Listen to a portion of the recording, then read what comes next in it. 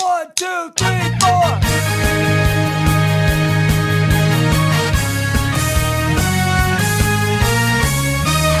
Good morning, my brothers and sisters, on this, our 98th episode of the Good Morning Guys podcast. Thank you so much for joining us on this fine morning, afternoon, evening, or night, as is tradition, as we discuss the game of life amidst the other games we love to watch and play. I'm one of your hosts, the Brazilian Mountaineer and Transition Ninja, Lucas Ham Swisher. Also with me, the judge, jury, and executioner of fake news, spoilers, and Long John Silver's, Patrick Novosel. And I will respond with a hello, as is tradition. All right. On his left and my right, the volleyball and beast of the East who can make you laugh in 3 words or less, or your money back, Ronnie Johantges. Hello. And then our final member of the GMG quadfecta, getting through it. He's got music in his heart, Doctor Who on his brain, and as is tradition, La Coretta in his old stomacho, the master switch flipper, Marc Boucher. Guys, it feels so good to have my foot out of my mouth. I know, right? I'm glad you had a week to really dislodge that thing. It was like caught between your molars and your canines. Just stuck in there. You had to floss it out, didn't you? It was just a line from a movie. That's all it was. It was just a line from a movie. All right. Did I miss the good stuff? Is that what it sounds like? Yeah, so basically, last week when we had Spencer on, and we just told him, talk a little bit about himself, give the joiners a chance to get to know him. I said the old phrase, "Who is your daddy and what does he do?" Well, the problem with that is Spencer's dad passed away quite a while back. Yep. And he milked it. Mark failed to recover the entire rest of the episode. Oh, no. And as is tradition with Spencer, He just he has to give me a hard time like the entire podcast. He poured like a whole barrel of salt in the wound and just rubbed it around every 10 minutes. This was like right at the beginning. Oh, yeah. Basically, Like the very first 10, 15 minutes. It was hilarious. And it was a long episode. It was over 2 hours long. That's rough. Oh, yeah. He did not let me forget. He did not. Not even a little bit. I'm pretty sure it was bookended. Started the podcast and ended the podcast with some kind of comment. Woo. At least, Lucas, you didn't use the, bye, hope you find your dad. I know, right? I use dodged that the bullet. all the time when we get off of here. That would have been a nightmare. Yeah. Mark took the bullet for me. It was great because usually I'm also the one to say, "Who is your daddy and what does he do?" You. And Mark jumped the gun, and I was like, "All right, well, let's see what happens." And then he said that, and I'm like, "Woo!" Missed that What one. a team player you are, Mark. Yep, You also got to be careful when you say your mom. that is correct. It's like, Fair. Oh, trust me, when I've run into a few jerks in my life that weren't using that in a nice way, and I definitely capitalized on it. And I was like, "Well, my mom died when I was 11." And silence. How do you feel about that? end of argument. It's the end of the joke. It's like, wow, you Pretty just much have a rule about mom and ruined dad it. jokes. You just stay away from them. oh man. And what's great Is is there such thing as mom jokes? I know we have dad jokes, but what's a mom joke? Those Isn't are that like your mom is so jokes. fat? Yeah. Your mom. yeah, your Those mom. are Yo mama jokes, right? It's yo mama Yeah. jokes. Your mama. Yep, that's true. Yeah, gotta steer away from those. Yeah, definitely. You ever see the movie Remember the Titans where the big guy, Louis, yeah. comes in and his back? He's Yeah. like, oh, my back. He's like, what's going on, man? He's like, I just gave your mom a piggyback ride and she weighs twice as much as I do. Yep. I love that movie. Oh, it's hilarious. Alrighty then, before we jump into what's new news and more Yo Mama jokes, some housekeeping where we offer towels, put mints on your pillow, and also tip you off to the things you need to know. Nothing more, nothing less. GMG 100 is just around the corner, guys, and we will be doing our second live stream of the show ever through YouTube in a few short weeks, couple weeks in fact, I'm pretty sure. On Saturday, August 1st at 9 p.m. Eastern Daylight Time, or 10 p.m. my time in Sao Paulo, Brazil, or 2 a.m. in Portugal and in other European countries. I don't know if there's other times you joiners need to know, but find us on Discord, Twitter. You can mention your time zone, and we will let you know what time that'll be. and just to give you some options. What time is it in Canada? I think just like the U.S., it depends on what part of Canada. So As is tradition. Chris the Rock, you can let us know where you're at in Canada, and we will tell you what time that'll be. You can also join us for the pre-show at 8:41 Eastern Daylight Time, so feel free to join us. Once we start the show promptly at 9 p.m., as we always do, we will be celebrating the past 99 episodes with you, talking about our favorite moments as hosts or with you, our joiners, while also answering questions, discussing many topics driven by you guys, making even some personal and GMG-centric announcements about the show or about ourselves, and also our plans for the show over the next 100 episodes. Along with that, giving away some merch and prizes for those brave enough to join us live on YouTube, Saturday, August 1st, 9 p.m. Hope to see you there, or be square, or something. You guys want to do shirts and skins? Free stuff. Free stuff, and definitely shirts and skins. I think the skins are going to have it. I have a good feeling. No pants. I will be firmly on the shirts team. There will be 3 teams, shirts and skins and pantsless. There's going to be somebody that's going to be on all the teams. Oh, yeah. That will be me. Yeah, my money's on Ronnie for sure. Also, as I mentioned at Discord earlier, which is moving and a grooving, right now we are talking about the joys of parenting, Batman and Teenage Mutant Ninja Turtle crossovers, comics and movies and such, grocery shopping practices, Christianity, Ghost of Tsushima, and more. And finally, the last bit of housekeeping that I'm going to throw at you and hopefully not mispronounce.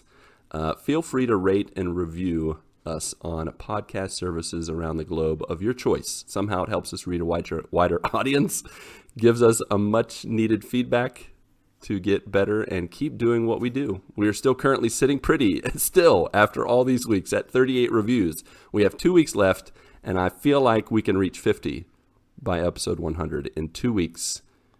And I think that if we do get those 50 reviews, we're going to do something crazy. Like, these are some things, I'm just throwing them out there. We dress up like Star Wars characters or our favorite superheroes during the entirety of the episode. Well, Pat has that taken care of. I know, right? That's why I'm just thinking. I think some of us have some outfits. I'm pretty sure, Mark, you got a Batman mask somewhere, because I know by night you're out there on the streets doing your thing.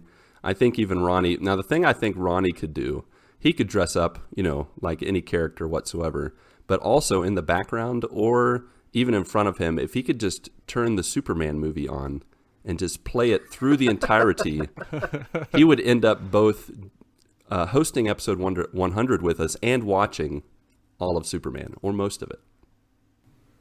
So, Ronnie, what do you think of that? Watching the Superman movie while you're wearing an outfit of some kind? Something fun? I thought we were doing shirts and skins. I mean... I thought I was going to be wearing no outfit. Okay. Shirtless Darth Vader. You could be Silver Surfer. We'll cover you in silver... No, we won't cover you. We'll call... Elizabeth can cover you. Anything of the sort. Because he shirts... I'm going to have to call in a bunch of favors to get somebody to cover me in silver paint. Hey, come on. It's about to get real weird. I know Elizabeth loves you. She'll do it. I would... I'll take it into consideration. I mean, I don't want to, give a definite yes because it could be a lie. So you're saying I'll say I'm going to take it into consideration. All yes. right. I accept that. So this is for episode 100. I'm supposed to watch it while it's happening. Yep. It's possible. All right. Fair enough. I'll take it. It is a binding contract, a verbal binding contract in the state of Ohio, even though I'm not there. It's also recorded. It's count. And it's recorded. That's right. That'll hold up in a court of law. All right, folks. Well, you can tip the scales and make sure it happens if you can help us get to 50 reviews in 2 weeks. I'm pretty sure I'll be happy if we reach 40 reviews at this point. But I'm just... How many do we have right now? You aim for 38. Yeah, 38. 38. Aim for the stars, you'll hit the moon. We'll be good to go. I'm ready. I think it's going to happen. But yeah, leave a nice review. Leave some stars, preferably 5. Be honest, though. And, then just watch the craziness unfold on episode 100. All right. To lead us into what's new news, it is time for another edition of GMG Community Cornery, brought to you by Discordy. Actually, it's brought to you by Barnaby Butterteeth, who had this to say on our accountability chat this past week. How is everybody doing on the second half of the year? How are those resolutions going? I am back on the track after a quarantine hiccup. And then after he said this, he showed us some pics, some pictures of the change from May 6th until the beginning or the middle of July, to where he had kind of picked things back up again and gotten back to his exercise routine. And I have to say, after 2 months, he's looking stellar, and I think he's headed in the right direction. So before we even get into our updates for resolutions, I want to say congrats and a big shout out to old Barnaby Butterteeth for that. Yes, sir. The next time you deserve a ban, I won't do it, and that's your reward for get out of jail free. Get out of jail free card. Besides Barnaby Butterteeth, Tim Pollen, our favorite joiner from Iowa, not to be confused with Idaho, shared that he had 20 games beaten and 20 pounds to be lost as a goal for this year. The first half is done with 22 games already. He's like Patrick last year with platinums. Yeah, that's right. But unfortunately, his hernia surgery put a big kibosh, as he said, on weight loss. Hopefully I get fully recovered and released from the no lifting restrictions. Well, until then, buddy, you can just play some video games and just double that 20 to 40. That sounds like a plan to me. Yeah, I feel like a New Year's resolution of playing games and also losing weight is like totally counterintuitive. Like they seem like if you are playing more games, you are not going to be losing any weight, really. I think Just play as many games as pounds you are going to. Either one of those lose. exercise games. So if you're losing 20 pounds, just play 20 more games. exactly. The next game is Dance Dance Revolution. There you go. There you go. Yeah. I think Tim can do it. He's more than a man. He's an Iowan man. He's a Hawkeye. Iowan man. What are they? The Iowa. They're not the Hawkeyes. That's the superhero. They are the Hawkeyes. I think so. Yeah. Are they the Hawkeyes? Mm-hmm. Yeah. Okay. I never connected that. All right. There you go. He's a Hawkeye. He's a superhero. So he's got it. Do you say you sure to Iowan let you know? or what is it? Iowan? Iowanian? Iowanian? Iowanian. Iowanian? I don't know. Iowanian. Iowanian. That doesn't sound right. Okay. Don't hurt yourself, guys. Yeah. Well, As is tradition. as is tradition. I almost said as tradition dictates. I'm like, that's not right. Just totally ruined that. All right. So, first of all, the first challenge is bonus points to the person who remembers their resolutions. Well, I remember my resolutions. Let's hear it. So both my resolutions, one was to read the Bible, whole Bible in a year. Yeah. And the other was, I think, to play and I think beat at least 5 2020 games. Ding, ding, ding, ding, Or ding, more ding. than 5. Bonus points to Mark. Yes. And how you doing with it, buddy? Yay! Well, I'm just going to be honest on the Bible reading. I fell off. How far did you I get? fell off maybe a couple. I think I fell off maybe right before the pandemic hit, big time. I don't remember that Like part of the March. Bible. When did the pandemic hit? That's actually what I meant. Was there 7 pandemics? I don't know. 7 Well, pandemics. that's how long. Okay, No, so I was in Exodus, Oh, okay. and Gotcha. but the way that it was going, like, It's hopping around. it was splitting it up into, Old Testament, New Testament, gotcha. and Yeah. Psalms. So I was in Exodus. I think I was in maybe Mark, and I think I had gotten through all the Psalms. I think I was Okay. in Proverbs. Yeah. But I think I'm going to renew my effort Yes. and restart. That's why we're talking about it. Sounds good. Wait, restart from the beginning? I haven't. You can, I'm not sure on that. you can pray about it. We'll pray about it with you. Okay. The important thing is that you do something. You just dust yourself off, just like Batman. Why do we fall, Master Mark? So we can learn to pick ourselves up. That's right. As is tradition. That's right. That's right. Thank you, Michael Caine. All right. So your games, 2020 games.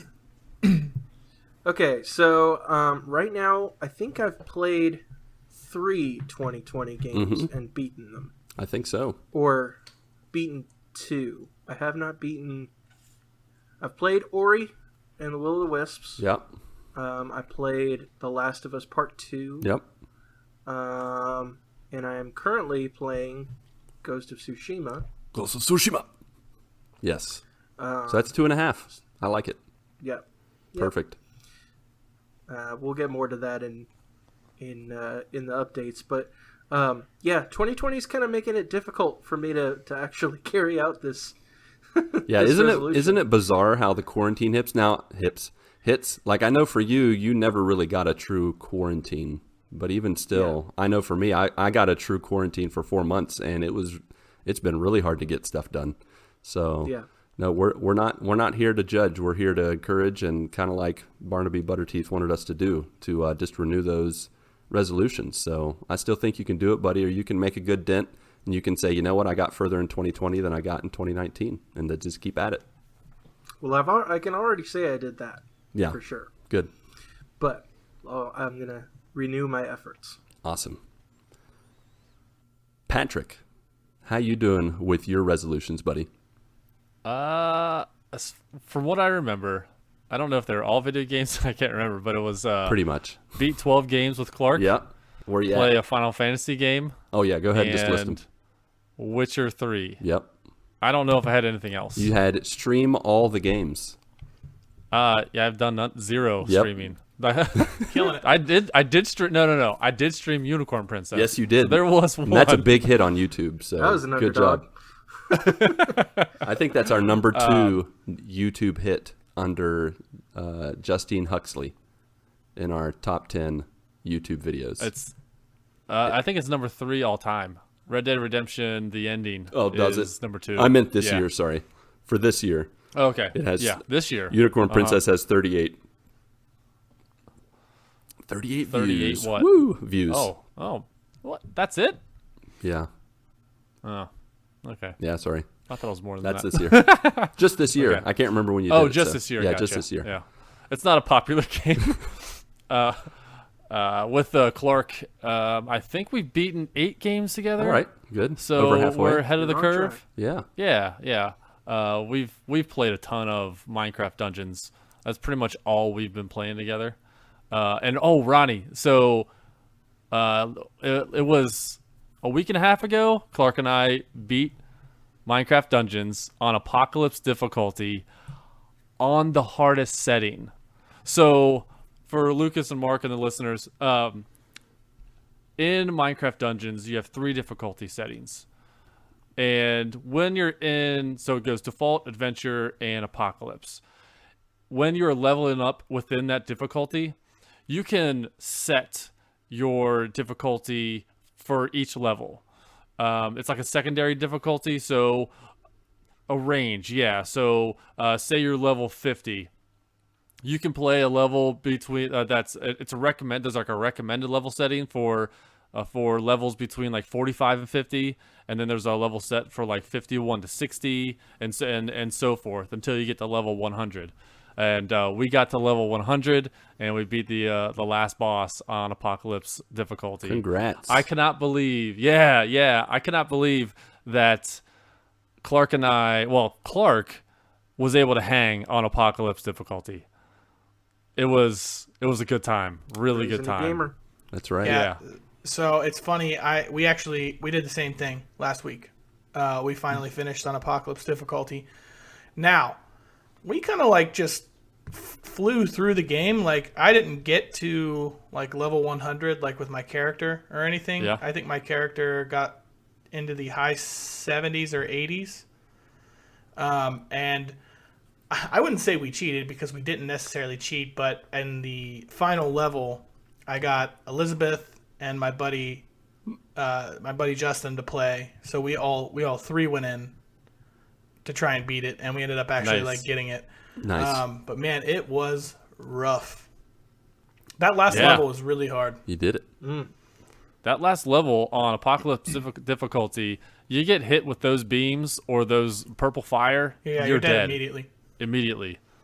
Well, we all 3 went in with like the little dome shields. So it was kind of like everybody placing them like periodically. Like I'd put mine down, and a few seconds somebody else would put another one down, and we're just constantly shooting the whole time.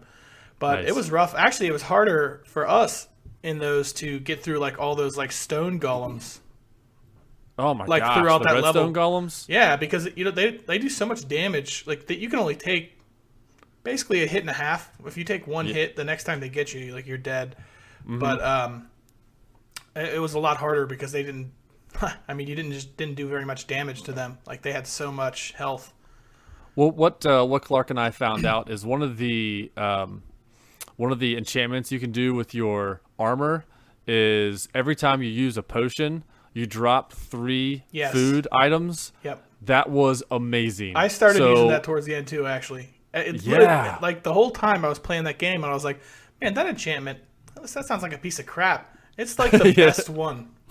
So, I don't ever want to get rid of my armor because it has as soon as you use a potion, it just shoots out a bunch of like consumables for everybody. And then somebody who needs it doesn't need to use their potion because the potion takes like a minute to cool down. Yeah. So it's good. Nice. Yeah, but we had a good time. Did you guys get into like the island yet? Those island levels? The DLC? Yeah. Yeah, we downloaded the DLC and we played through that too. I gotcha. See, we stopped at the main level and just kind of like haven't gone back to it just yet. We actually like past couple times have been playing Broforce again. So. Oh, nice. Can't go wrong with that. Yeah, when you gonna? That should be a game you play through with Clark there, Patrick. Broforce. Dude, love that. I don't think maybe in a few years. Who's that big demon man, Dad?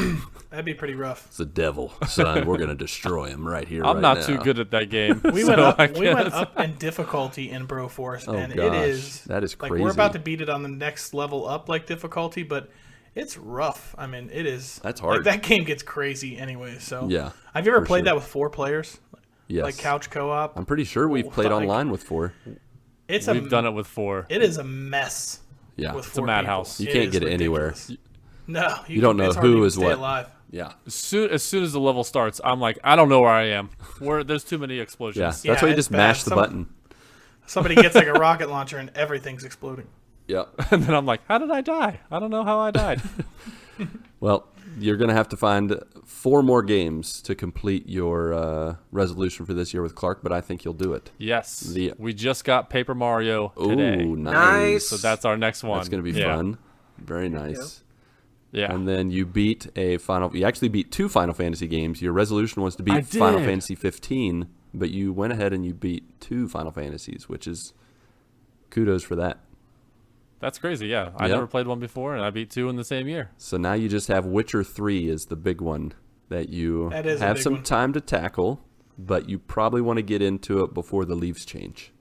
That is a massive game.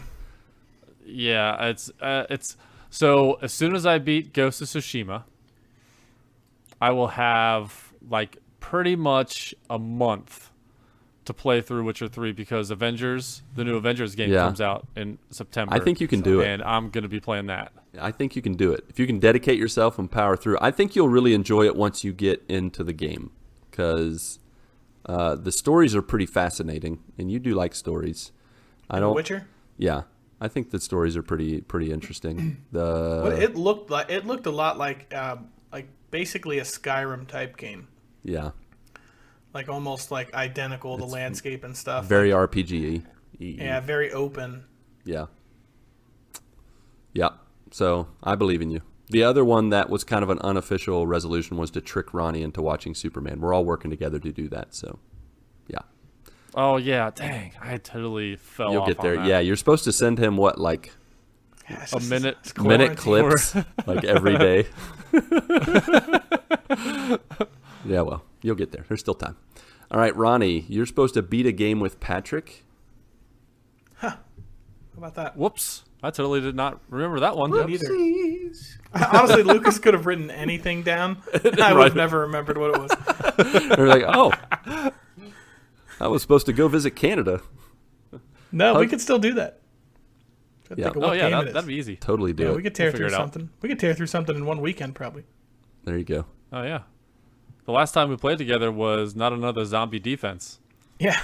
After we recorded one night. There's really no way to beat that game, though.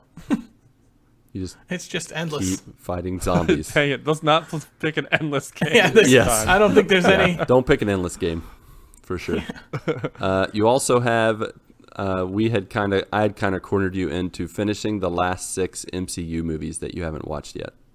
That you hadn't watched Yes, yet. I have not done that. Have you watched any of them? Actually, I think I watched Ant-Man this year. Yeah, I think you did too. I think that was this year. That was one that I definitely hadn't seen. But I think that was the last one. So All right, 5 more. I think we probably will actually get through those. In all fairness, mainly because I want to. So Exactly. that always helps. Sweet. Yeah. Well, I believe in you. I think you can do it. So it's just a nice little reminder. 5 more movies. That's all you got left. Just one movie a month. You got it. Yeah, technically 6 if you count that piece of crap Superman movie. I mean, I guess. Yeah. You got to admit. I mean, even if you're a Superman fan, that movie sucks. Yes. Now I've waited so long that I have to I'll have to watch the whole thing. Like I can't just start halfway in. I don't even remember where I was. It was rough. Might as well. All right. On my resolution end, I had 2 serious. One to read and or listen to the whole Bible. I've already done that earlier this year. I got up to, I think, a 180-day reading streak, which was cool, but then I definitely broke it during quarantine. And now I'm back at a 40-day streak, going strong. I also wanted to journal about 80% of the year. I have journaled about 76% of the year, so I'm a little behind. I definitely hit some spots in June, July, where I was like, I don't really feel like writing. I'd rather play video games. So then I have a few fun ones. Beating 45 games, getting 25 plats, twitching 2 times a week. I have beaten 13 games. Not quite there. Halfway. Definitely not. I have platinumed 4. Not great. But I've enjoyed every minute of the games I've played, except for minus Final Fantasy 15. On the twitching front, from January to March, I streamed pretty regularly. But then during quarantine, I definitely dropped off.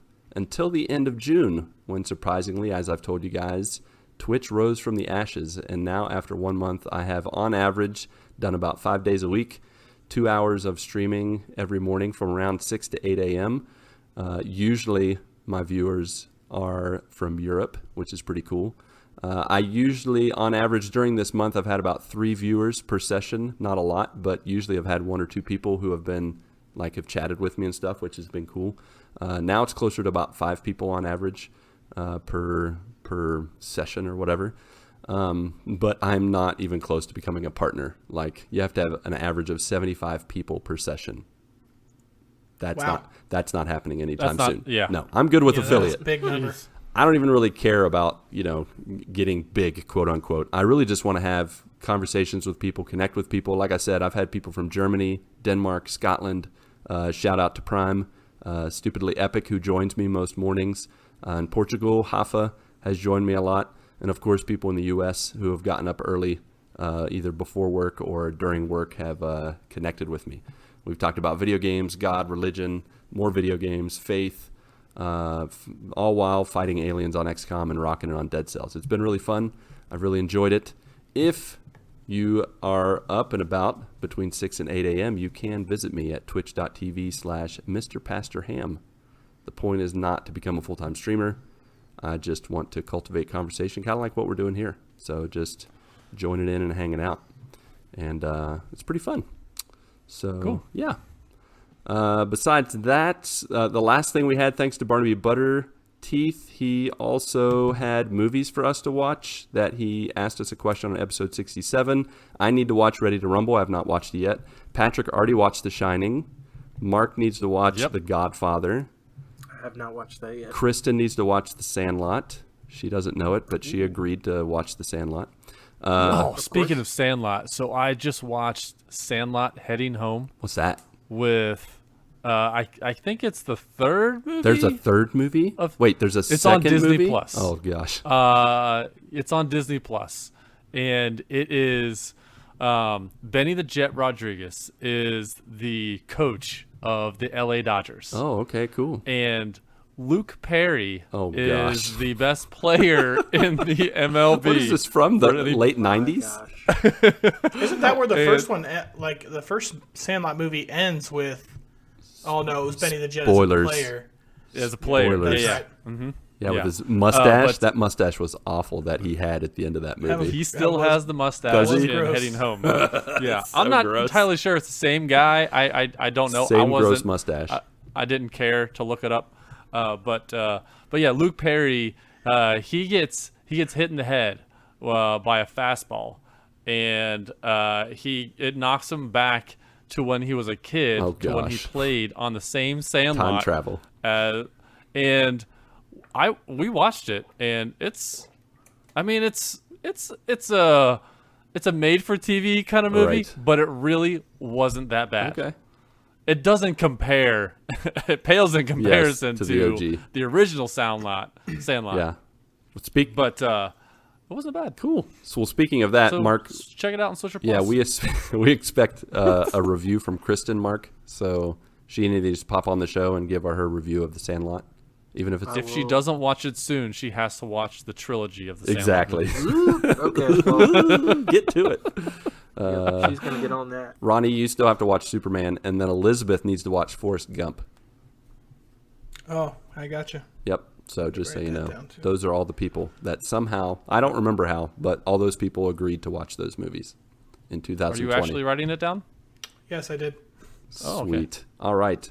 With that, And I'll throw it away probably. yeah, of But, course. I Elizabeth mean, I will wrote even it ask, down, but that "What means is nothing. Elizabeth? What's this thing about Forrest Gump?" He's like, "Oh, it's nothing. It's no big deal. Just forget Ah. about it. Forget about it. Trash. All right. So, Ronnie, we missed you last week.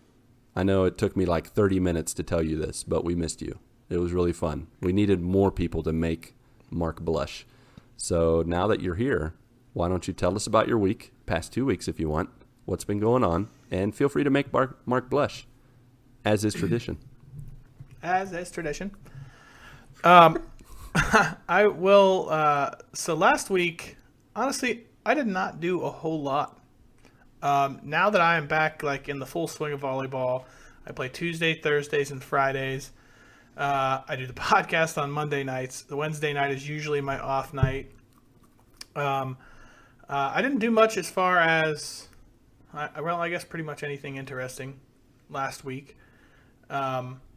This past week was a little bit better. I played in a volleyball tournament this past Saturday for the first time in a while. And so this is called, the tournament is called the Sobriety Checkpoint Tournament. Okay. So what happens in this tournament is you bring your team, 4 players, 2 guys, 2 girls, and the losing team buys the winning team a shot. And there's like a shot wheel that you spin, and it could be like any shot, you know. So normally that's a tournament where you go and like, yeah, you know, you're not driving home. You know what I mean? Like somebody else is taking you home normally on that tournament. But on Saturday, it was so freaking hot. It was like just the heat. It was unbearable. So like it was one of those times where, well, Pat, you probably know what I mean here. Like Mark and Lucas, I doubt it. Where it's really hot and you're like drinking, but you just can't. You can't drink. It's too hot. Like you can drink, but you're not drinking then for any, like you'll never get a buzz. If you do get one, you're going to lose it immediately. Like, so we ended up having like pitchers of water, like at our table, like, and just like sucking down water after like every single game. It was a really fun tournament still. It wasn't what I thought it was going to be at the end. Like I think 5 of us rode together and any single one of us could have driven at any point. So like nobody got like too drunk to drive or anything like that. That's good. And it was great. We actually, so there was an upper, a mid, and a lower tier after pool play that they put everybody in. And we made it into the mid tier, which we placed second in overall for the night. So, all right. So like close. it was $25. It was $100 for the team to get in. We won $200. So we all won. There you pretty go. much doubled our money. Doubled it up. Nice. But yeah, it was a really fun tournament. We haven't played in one in a while, but I don't know.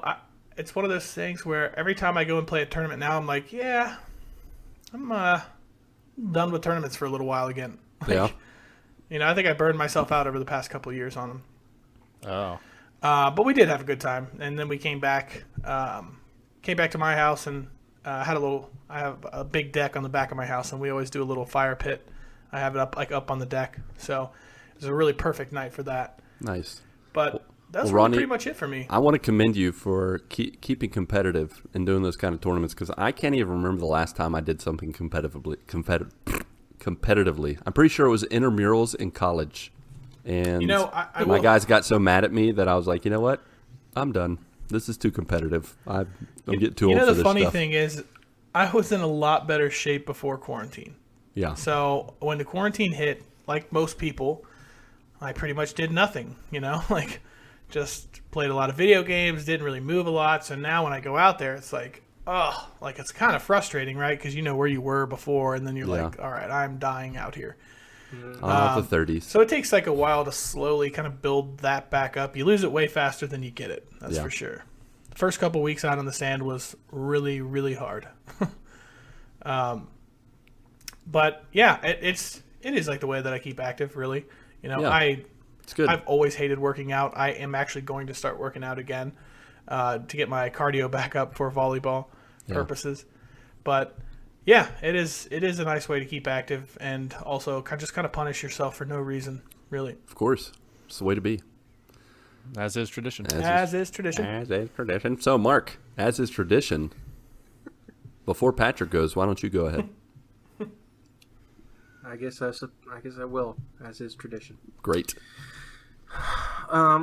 Yeah. So nothing too crazy out of the week. Of course, seeing the family again, going to La Coretta. We actually saw each other tonight, and grilled out some chicken and come on, you need to sell this. Meal there. This is good stuff. Yep. Grilled chicken, you can't go wrong with that. Yeah. And then we went out for ice cream after that. So that was an awesome time for sure. But those are really the only things out of the ordinary. But in the gaming side of things, I broke in on Friday into some Ghost of Tsushima. Yes. Yeah, baby. Which I know a few of us are playing. You are not alone. I'm in Tsushima with you. Not exactly, but cool. Cutting people's faces. But yeah, so I've been playing through that. I think you guys are possibly farther than I am. I doubt got it. to play a little bit. I played like an hour and a half.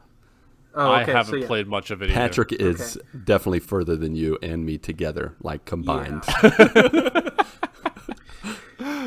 Yeah, I think let's see. I played like an hour-ish on Friday and maybe a couple of hours Saturday, and a vast majority of it last night. Yeah. I think I played like 3 or 4 hours. Nice. So what are your and then a little bit today. What are your early thoughts on it? What do you think? How you feeling about it? Well, first of all, the game is absolutely beautiful. Oh, yeah. I was tempted at first to turn on the Kurosawa mode, just because it's that old school vintage looking Japanese samurai movie. But at the same time, I wanted to enjoy all the vibrant colors that they've made with Tsushima. And Tsushima. You got to say it. Just say it really like, I don't know. It's so fun. Just to interject real quick, the way they like say some words just totally catch me off guard.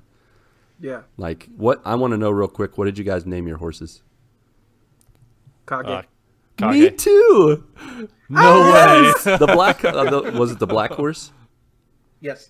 Mine was white. Okay, I did the black horse and Kage. But you know what? When I chose the name, I was like, Cage, and then he's like Kage, and I'm like, dang it, I don't speak Japanese. Yeah, that's exactly I was what I way thought. off. Samsonite. Cage. Kage. Yeah. But yeah, I chose Kage. That's hilarious. The dark horse. That we all chose Kage. But yeah, the game is absolutely beautiful. the gameplay. There's some points where it feels a little wonky, but it's not like I can see that. Completely takes me out of the game wonky.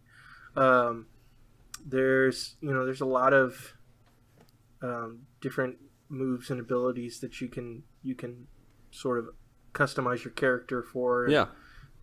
It's always interesting. It teeters on that line for me of like, okay, it's too much progression and leveling your character and stuff, but it's not too bad.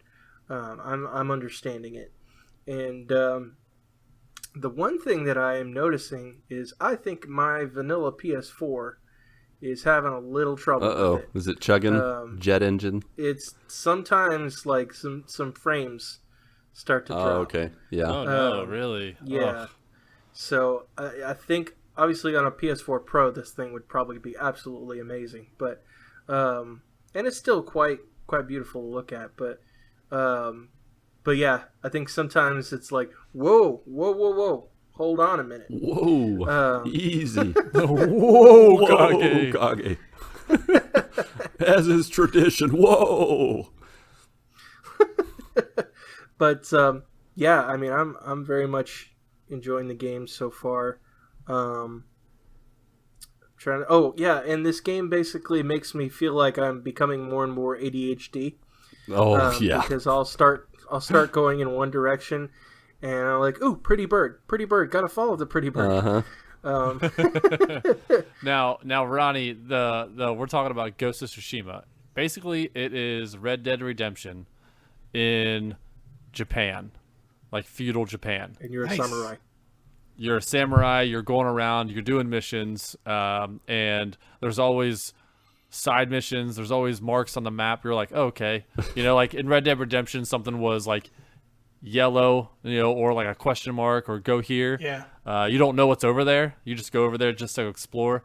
That's what this game is like. Nice. And it's beautiful. Like Ronnie or like Mark said, it is. You just sit there and you just look at the backdrops. Yeah. Yep. You look at the changing of the day, the changing of the weather. What's like the story of the game? So the Mongols. What is it? Mongols come in and they take over this land. But this land is your land. This land is my land. In Tsushima. Yeah. So they just like take over the land, and you're trying to get back out. Now, you're trying to take them down. Patrick, I don't think you're really selling it for Ronnie. Ronnie, you've seen Night at the Museum, right? No. You haven't? Nope. What? Listen. Next analogy. For those of you, no, I have to stick with this one because you got to stick with me. If you see Night at the Museum, our joiners, this movie is pretty much the sequel to Night at the Museum. So you remember Genghis Khan from Night at the Museum? Well, he breaks out of Night at the Museum and he takes over Tsushima. Did you guys notice this? Yes. And Genghis Khan's grandson. Yeah, but it's the same exact the main villain. It's the same exact actor that plays Genghis Khan's wax. No way. Yeah, that's who. wax that's, guy. Oh, He's the same exact guy. Same guy. I looked it up. And what's awesome? funny. It's the same guy. He's from Canada. He has dual citizenship of the U.S. and Canada. So shout out to Chris Rock, our Canadian friend. But yeah, it's the same exact guy. So when I got to some parts where he's like being all mean and serious with me, and then he like screams at me, I'm like, Night of the Museum. I was like, oh my gosh, that's hilarious. Same exact actor. So anyways, yeah. Oh, that's hilarious. Yeah. But yeah, this game is beautiful. And one thing I do love about this game is the fast travel. Yes. I don't know if it's the same way on the regular PS4, the OG PS4, but and the PS4 Pro, that's what I have. And the fast travel is Actually fast? Maybe 3 seconds. Yeah. Yeah. It is so, like, if you were going from the far reaches of the map to the other side of the map, it's still 3 seconds. It's crazy. It feels like what PS5 is going to be like. Awesome. And PS5 may be a little bit faster than that. We may pretty not sure it get will any be. seconds, but it's so crazy. Like, I do the fast travel and a hint pops up And before I can even read the one sentence hint, I'm already loaded into the new part where I wanted to fast travel.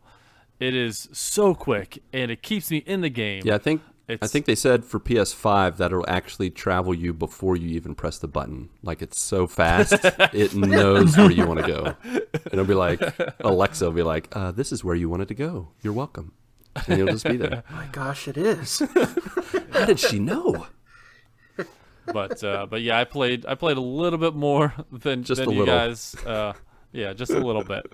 Yeah, man. But I am loving every minute of it. It's one of those games. It was like Red Dead Redemption, where I was finished with it for the night, and the next morning, that's all I wanted to do. Yeah. I didn't want to do anything else. Like, I'm working throughout the day. I'm like, I just want to play Ghost of Tsushima. That's how much I want to play this game. And it's good. Yeah, and I definitely want to. As I've mentioned, I've also been playing it, and I love the ambiance, like you guys talked about, the atmosphere, the set pieces so far. Like, this island is beautiful. I don't know that I ever want to visit Tsushima or that area, because I have a feeling I'd get there and be like, this isn't the same, and like just look around and be like, where's the fox that's supposed to lead me to the little shrine? Where is the? And I love these animals. How awesome is it? Have you pet the fox yet? No. Oh, yeah. When you pet the fox, when you pet the fox, it's like a cat, where it just likes the pet, and then once you're finished with it, it hops away like it's so happy that you petted it. It's so. I was looking so awesome. forward to that, because I'd seen your video, I'd seen other people post videos about how you could pet the fox. So I found my first fox today, and I was tracking it down. It led me to the little shrine, and then I went to pet it, and it disappeared. What? Oh yeah, it happened. That happened to me a couple times where I didn't know. So do I have to pet it before I reach the shrine, or can I? After. It's after, right? It'll be right behind you. All right. I'm just going to sneak up on him and be like, "Don't you get away! I got to pet you." A few episodes ago, you had mentioned, "Can you pet the dog?" Yes. Twitter handle. Yeah. That's the first time I've ever heard about it. So I tweeted at him or whatever, and I saw that a bunch of people were tweeting at "Can you pet the dog?" So they created an alternate "Can you pet the fox?" Twitter handle. Can you pet the fox? That's hilarious. Oh, man. Funny. Have you guys, this is total side note, but I showed this video to my kids the other day. Have you ever heard a fox laugh?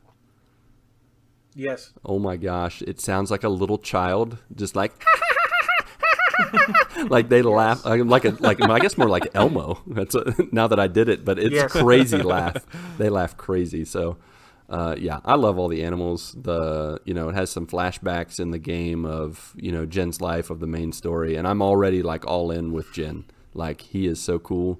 And I really like the kind of he's stuck between wanting to be a man of honor and wanting to protect people. And already you can see, just after 2 hours, I can see this tension, and I'm really enjoying the story. And I have a feeling I'm just going to this is going to be my game for at least a month, just chillax and enjoy the story and just explore. One of the best mechanics of the game, and our MTTG buddy Ed Placencia, he pointed this out on Twitter as well.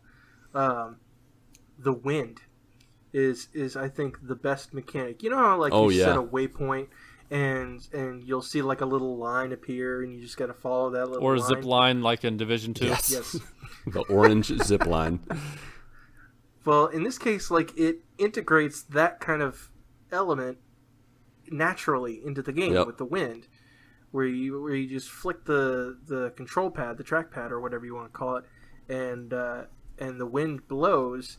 And not only does it show you where you're supposed to go, but it makes everything more beautiful because the wind is perfectly blowing. And another reason why it makes it more beautiful is the whole screen is clean. You don't have a HUD. Nope. You don't have anything that's just a waypoint or directional or a GPS or whatever. It's just the wind, and you're just playing in full screen, no HUD. That really makes it look even better. Yeah.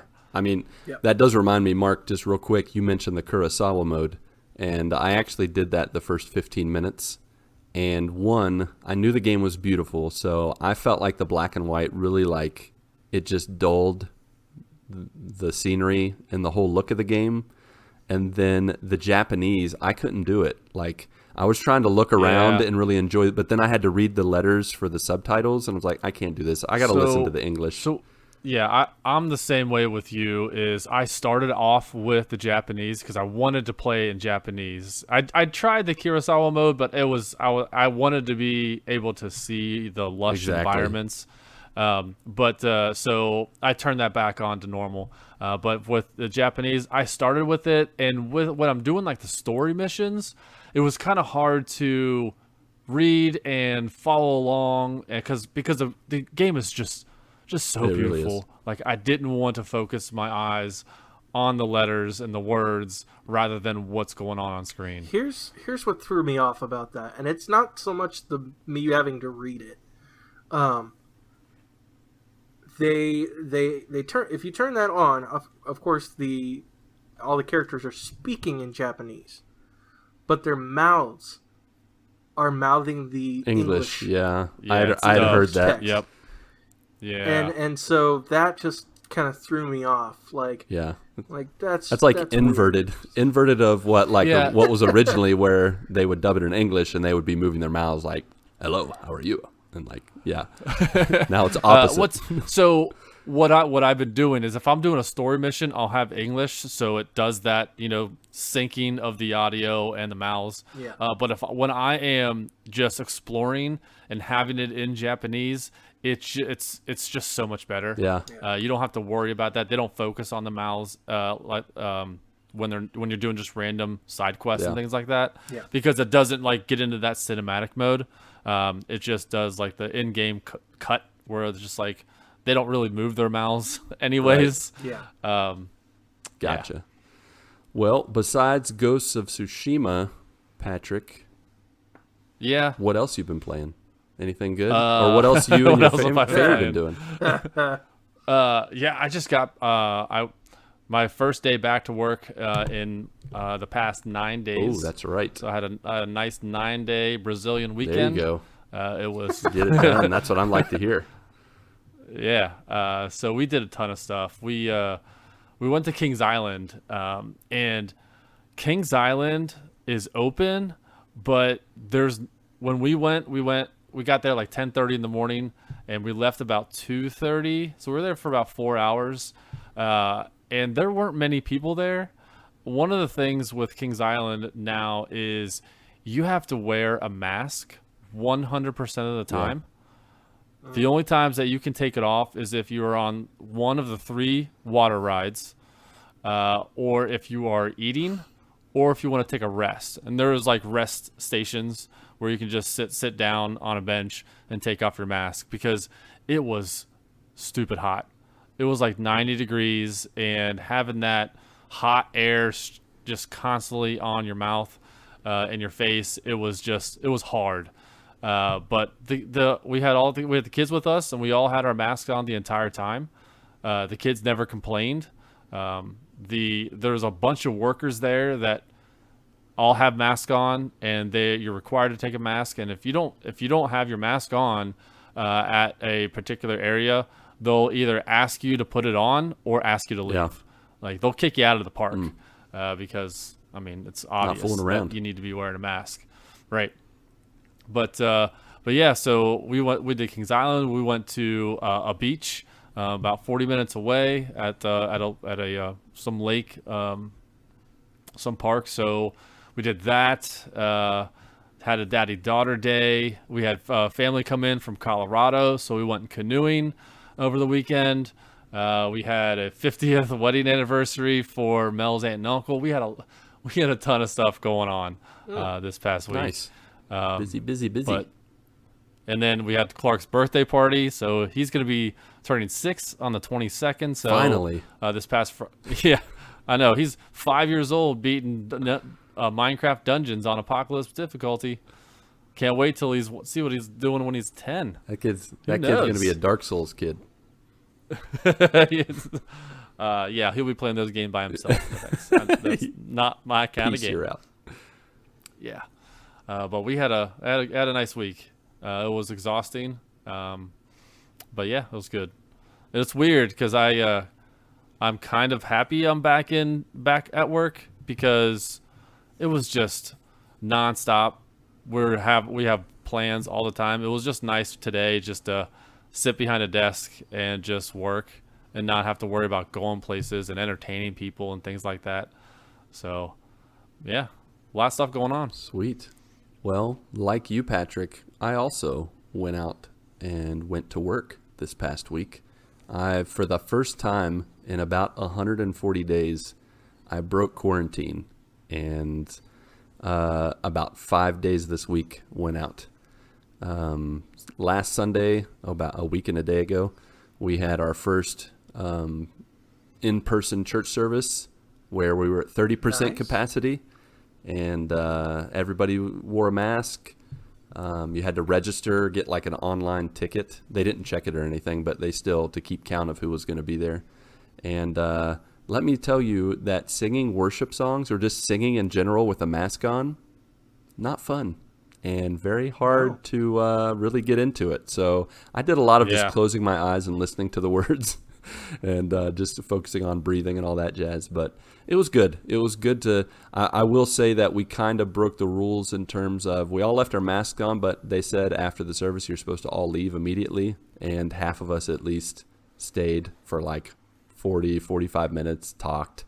I talked to at least 4 or 5 people, caught up with them. It was really good.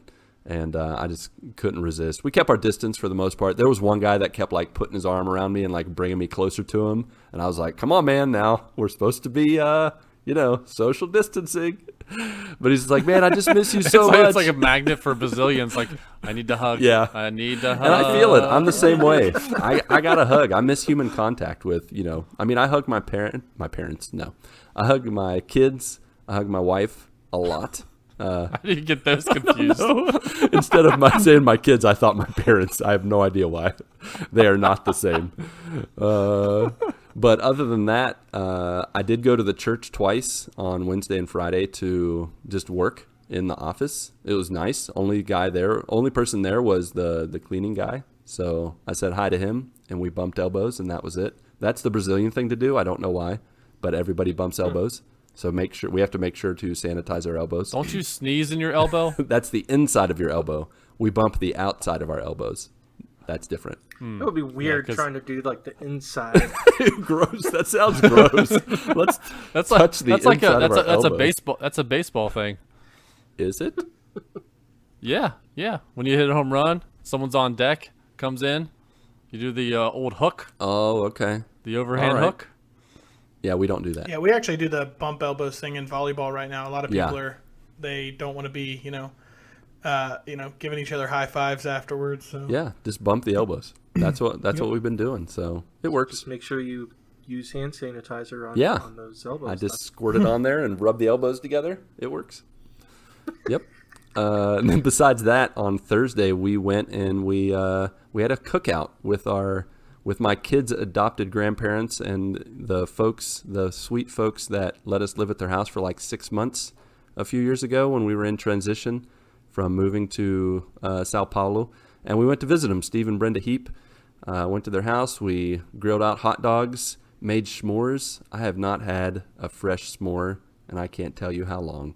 And neither had my kids, and we destroyed the s'mores. It was absolutely amazing. I have a few pictures of my daughter. She looks like Spider-Man failed to make like good webs and just was like covered in marshmallow, and it was awesome. It was a magical moment. Sometimes you get a messy one. That. Yeah, but it's so worth it. It's so good. And and one thing that was funny is they haven't like cooked over an open fire very much, and so I don't remember having to learn how to properly cook stuff, but my son was constantly shoving his hot dog into the coals.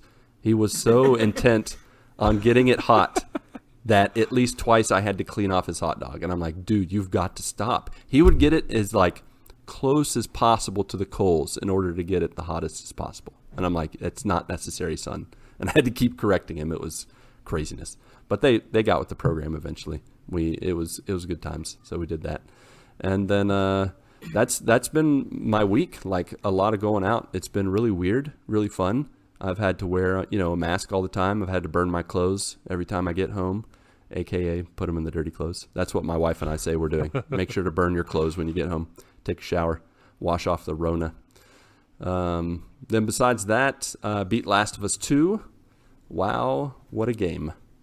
Before you go to that, have the numbers like in Brazil gone down at all, or they have stopped growing so They've crazily? been steady, just like really kind of like the U.S., just kind of like still steadily growing. And I think we're number 2. I think it's U.S., Brazil, and now India is number 3. But yeah, it's been steadily growing.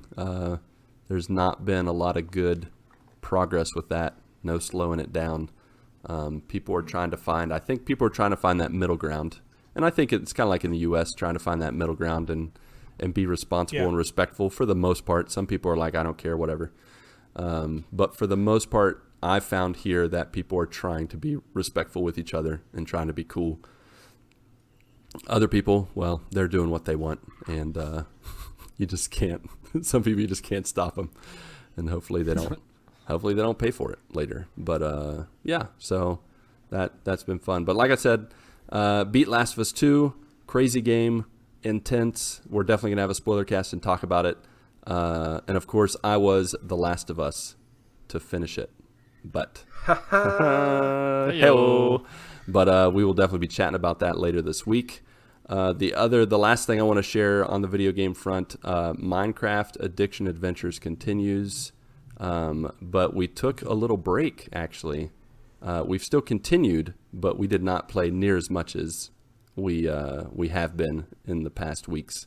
Since I had mentioned last week that my kids had gotten themselves grounded because my daughter was very mean to James and to me because we were not listening and properly Minecrafting.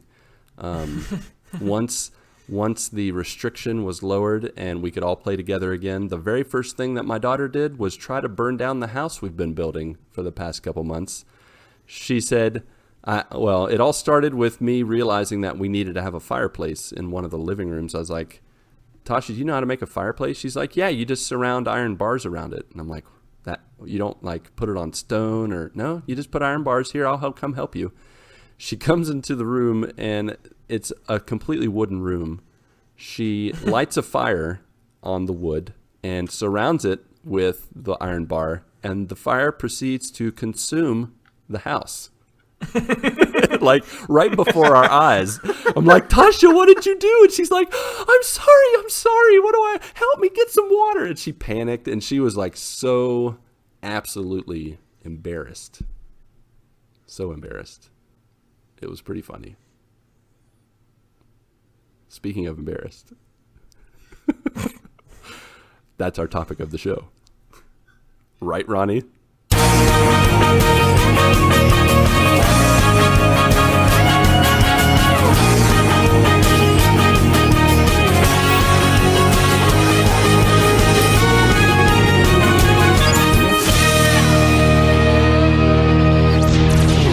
Thought Ronnie was going to pick it up. All right, so Ronnie, didn't you also have something embarrassing happen recently? I did. Crazy. I did. It happened last week. It happened 2 weeks ago. It was on a Wednesday, which is normally that's our one day off during the week. So we always kind of turn into like a date night, or Elizabeth and I hang out that night and play games, watch a movie, whatever. She had said she wants this. It's like a Japanese hibachi restaurant. It's called It's called Tokugawa, and it's about 20 minutes from our house. We've been there a couple of times with my mom and stepdad, and they love it. So they go there all the time. They know the owner. His name's Jay. They go and they sit at the bar in this place and eat there, and they just chat with Jay all the time. So, and I've been there a few times with them. I know him and all this stuff. So Elizabeth had mentioned she wanted to get Tokugawa. And I was like, okay, well, what do you want? We'll go ahead and call in an order for pickup, and then I'll go pick it up. So we call in the order. I drive I should give you a little bit more backstory. So from the beginning of the day until the end of the work day, she had a bad day. Just all everything going wrong at work, one of those days, right? So she was frustrated already. And that was in part why I decided to drive 45 minutes to get food, 20 plus minutes there and 20 back. But I was like, whatever, I'll go get it. I don't ever leave the house anymore. So It was an adventure. yeah, like, sure, I'll go out and see the world, what's happening. So I get in the car, and I'm driving down there and everything. It's like, oh, no big deal. So I get into the restaurant, and I'm standing there talking to Jay, and he's getting ready to, like, give me the takeout order, and I give him my card, and I'm getting ready to, like, check the food, and he's like, your card, it was declined. And I was like, what? Like, my card is declined. I was like, that can't be right. I was like, try it again. I was like, I know that's a good card. I only carry one card. One. No backup plan. I carry one card and no backup, which is a horrible plan, obviously. So it got declined for a second time. And by that time, I'm like, all right, I don't know how you guys get, but I automatically am embarrassed. Like, right off the bat. My card got declined. I am embarrassed. It's an embarrassing scenario because regardless of what the actual situation is, regardless of me being financially stable and having plenty of money to pay for this $40 meal, my card is getting declined and there's nothing I can do about it. So I'm already embarrassed. Like, I'm all flustered. I'm like, oh, geez, like, what am I going to do? And before I tell you what I did, I will also tell you, so far, here's what Jay, the owner, knows about me. I've been in there probably 3 times, and I've sat at the bar with my mother and stepfather. Now, when I go anywhere, I never really dress up. I have a backwards hat on, probably a t-shirt. If I am in, like, nice clothes, I have jeans with that combination. Yeah. If not, as it's is a pair tradition. of sweatpants or basketball shorts. Right. Like, I don't get dressed up when I go out. As is tradition. And so the only thing he knows about me is that I meet my mom there sometimes, and my mom always pays for my food. That's what he knows so far. Now, I'm standing in front of him in a backwards trucker hat with a t-shirt, flip-flops, and a pair of sweatpants on. And my card is getting declined. Sweet. This is now what he knows about me. So then what I had to do was call Elizabeth and get her card number over the phone. So what does it look like? I'm calling my fiance because my card got declined and I'm having her pay for our food, which in my house is a travesty. Yeah. It is the worst scenario ever. I do not ever like want her to pay for our food. That is like, that's against my rule book. That does not happen. Yeah. I hear you. So I've had that happen to me before where my card was declined, but as soon as that happens, like, your stomach drops. You're like, what's going on? You immediately feel embarrassed. Even if it's like, okay, they run it again and then it goes through. It's like, have I not been paying attention to my credit card bill? Has someone been using my credit card bill? There's so many things that are going in my mind. Like, why is this not working? I even said it extremely confidently after the first decline. I was like, no, that's that do it again. Fine. That's Just run not it right. again. It was probably the machine. I even blamed his machine, I'm pretty sure. Ronnie, you know what's hilarious is that I too got rejected this week in one of my outings, going grocery shopping. And this is the second time this card, I don't know, for whatever reason, their cards just glitch out and it won't work. But I have not only a second backup, I have a third backup. I have 3 cards in order to use. I have a backup of the backup. So I was good to go. I didn't have to call my mommy or my significant other to bail me out. Even still, like, depending on how you feel about that, like, that is still embarrassing. Oh, like, it is. One of your cards doesn't work. It's like, oh, yeah, like, I'm broke. I'm just using this last bit of credit here. Like, there's no way that you can look, like, come out of that looking good. And the girl tried it like 5 times. And I was like, after the third time, I'm like, I don't think you need to. Okay, you want to try it again? Fine. She called her manager, and I was like, oh gosh, man. What are we doing? Here, I have no, a well, card I was already here. talking to the owner, so magically. I was already talking to the owner, so it's not like I could get anything. So I have to get my fiance's credit card over the phone to pay for this, and I am furious about it. Like, for me, as a man, I do not believe in that. When we have, like, a joint bank account and everything, different story. But I will tell you, when we go out to eat, I am always going to be, like, grabbing the check. Even if we have a joint card and has both of our names on it, I do not care. I will take it. It's like an old-fashioned thing, but I will absolutely not let her pay. Yeah, with Mel and I, we have joint bank accounts, joint credit cards, all that stuff, and whoever has the easiest access to their credit card, that's who pays. Yeah, that makes a lot of sense. If she has to dig through her purse, it's like, all right, I just have it in my wallet. Or if she's already in her purse and her wallet's already out, then she'll just do it. But most of the time, it's just me. So my card got declined. I was upset, to say the least, because I was thinking to myself, man, I wish I would have dressed nicer. Because God, I look like I don't have any money. That's exactly how I look. I haven't had a haircut in, I don't know, 5 months. Like, it's bad. So I leave there. I call U.S. Bank on the way home, which is never good. It's just never good.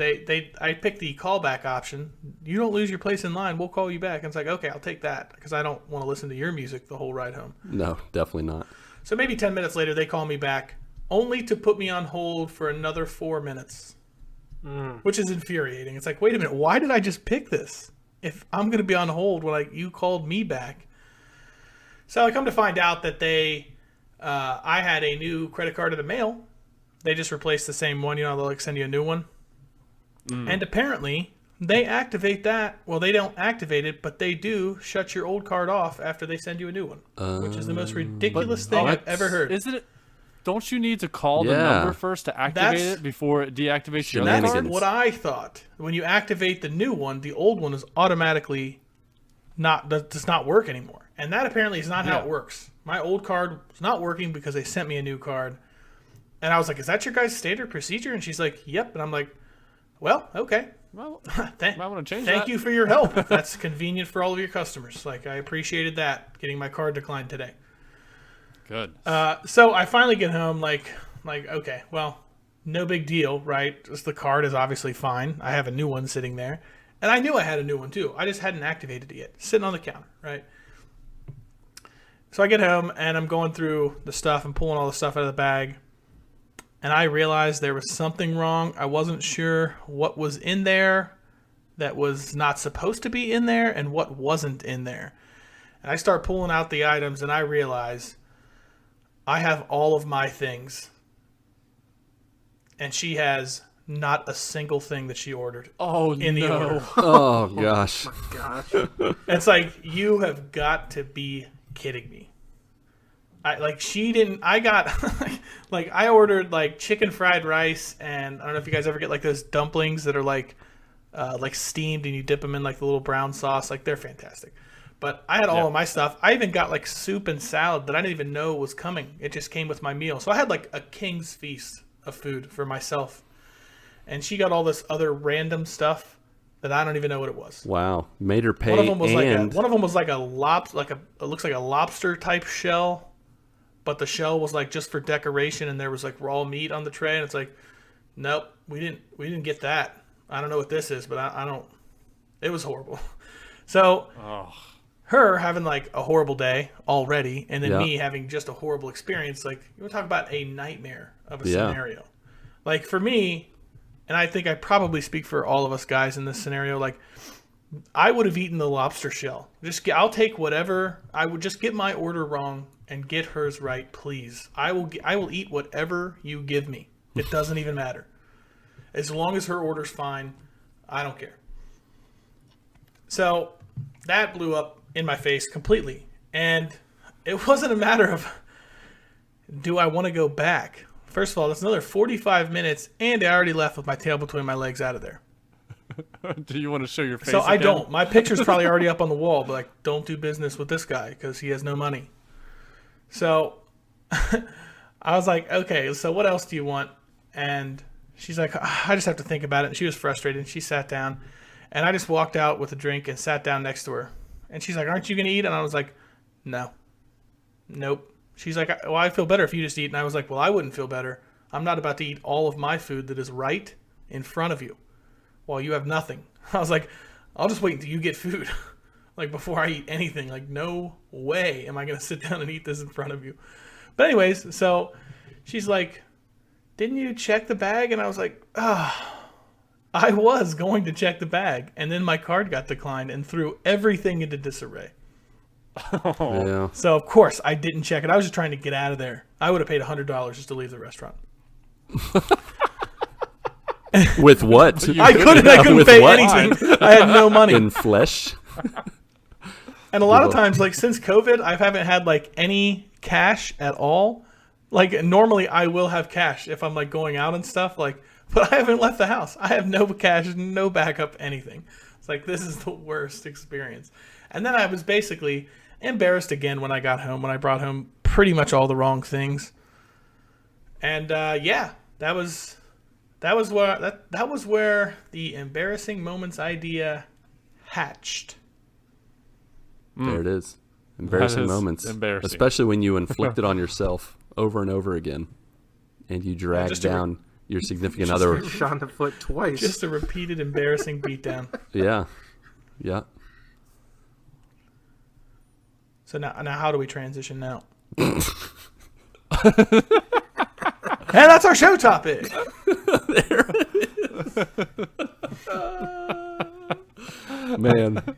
Yeah, Mark, you're gonna have fun editing this, baby. I feel like there's gonna be a long pause where I feel like everybody's gonna be looking at me again, and I'm gonna know that I probably should do something, but I don't know. No, what I'm to not do. even gonna bother putting the bumper in there. I'm just gonna let it ride the whole time. We're talking about embarrassing moments, kind of like some of our embarrassing, awkward moments we just had. It's fantastic. I want to know, first of all, guys, can you remember your very first embarrassing moment in life? I want you to try to go back. Oh my gosh. How far back can you go? I'm going to give you a moment to think. I have one. I went to Disney World when I was about 5 or 6 years old. I really don't remember a whole lot about it. But what I do remember is going to a part of the park. I don't even remember where it is because I didn't go to it. The other times that I went to Disney World, I didn't even go back to that area. But there's an area that's like really southern, and they have like a plantation-like area or people that like wear colonial clothing and dance and stuff. I don't know if this rings a bell for anybody that's been there, but they used to have that if they don't have it now. Anyways, I was there with my family, and there was these couples like dressed up who worked for Disney World, and they were dancing, and this one woman for whatever reason started looking at me. And you know, now that I'm older, I know that that's their job, to look at the kids and to really make the kids feel special. Well, this girl's like staring me down, smiling, you know, winking, and just like getting my attention, and it is freaking me out. I don't know when it like happened, but when I was a little kid, girls, like pretty girls and pretty, you know, older women, like it just, they really embarrassed the bejangles out of me. Like I immediately blush. I immediately feel like my face is on fire. And she's looking at me this whole time, and I'm like, what the crap, lady? Quit looking at me. You know, as much as a 5 or 6 year old can think that kind of stuff, I didn't think of it exactly like that. Well, after they were done dancing, we were like all mingling, and you know, you get to talk with the actors and the dancers and stuff. She finds me. She starts talking to me and telling me I'm cute. I'm like hiding behind my mom, and she gives me a kiss on the cheek, and I want to die. Like, what the heck? 6 feet. Don't touch me. No, I was just so embarrassed. And it was like, you know, I was a boy, so I was like, I liked it. But at the same time, like, it embarrassed me a lot. That's one of the first times I got embarrassed that I remember of. So, Patrick or Mark. Yeah. Mark started to talk. Pat, you got one? Sure. Okay, go for it. All right. Okay. So I was in first grade, and I had brought a toy to class, and in our class we all have like our desks, and underneath the desk they have that like little cubby where you can just keep anything, your pencils, your paper, your crafts, your art stuff. And then I had my toy in there, and the toy that I brought to school was a revolver. Oh boy. I brought a toy gun to school. And it was a large gun. It wasn't like a green pistol with a orange tip. No, this was a black revolver that the chamber would come out and you could spin. Oh, I remember those. And I also painted the front tip that used to be orange to black. Of course you did. Yeah. So We've all been there. It did not look like a toy anymore. Were these like the revolvers you could put that little piece of paper that had like the little popping pockets. Like, do you remember that where you could put it in The and cap the cap guns. Yeah, the cap guns. Yeah, or maybe it was plastic. No. You put it in and it would it would pop. Oh, okay. No, that would have been real bad. That's a small six. Those are like little this snub was nose guns. Oh, okay, fair enough. Yeah, Wrong this gun. was a Red Dead Redemption 2 revolver. Okay, gotcha. This was the end of game version. Yeah. So I get it out of my little cubby and I'm waving it around and I'm Get down! He's got a gun. and I'm shooting. I'm shooting everyone. And like, Of course when you're shooting everyone. When you're shooting everyone, of course. What else are you supposed to do with So a toy anyway, gun? I start blasting. This is 1990. So this is pre-crazy school Shootings, yeah, stuff. yeah. So yeah. You'd have been surrounded by police in today's world. I would. Yeah. You'd have gotten for tackled. Sure. So like, but when I'm shooting it, it's like that little Click, click. click, click, Yeah. click. It's like it's not like a big, huge like kaboom or anything. The way a revolver should sound. So I'm waving it around, and my teacher's over there, and she comes over, and she's like, "Give me the gun," and like this is in the middle of class. Like, so everyone's eyes are on me. 30 other kids' eyes are on me, and I just got in trouble for bringing a gun to school. Busted. And for me, I'm like, I'm bringing a gun to school. What's the big deal? This is a toy. What's the big deal? But apparently, unbeknownst to me, as a 7-year-old, it is a huge deal. So I get pulled up in front of class. Then I said that I can't remember what I said, but I had to say something to the class. And then she's like, "Okay, now you have to go to the principal's office to call your mom." And I'm like, "Oh Man. right in front of class." So at that point, and it's one of those memories as a kid where it's like so vivid and so embarrassing that is when we were talking about doing an embarrassing moment episode. I'm like, that's the first thing that popped into my head. Good times. Did you get like suspended or in trouble? No. So Yeah, this was 1990. Everything was fine. So yeah, They got out had the a tree, paddle. on the board, and everyone had an apple on the tree. And if you were bad, your apple was taken off the bad tree, apple. placed on the ground. You're a bad apple, Patrick. And I had to do that also in front of class. oh, man. That's rough. You were made an example of. Yep. I guess I was. Yeah. Did I bring another revolver to school again? Sure did. No. Yeah, I totally saw that going the way Mark said it. Yes, I way. did. 2 revolvers, in fact. I brought it the next day. I was a little more stealthy Yeah. about it. I brought a rifle. Brought a pistol with a silencer. You didn't say I couldn't bring a rifle. Oh my gosh.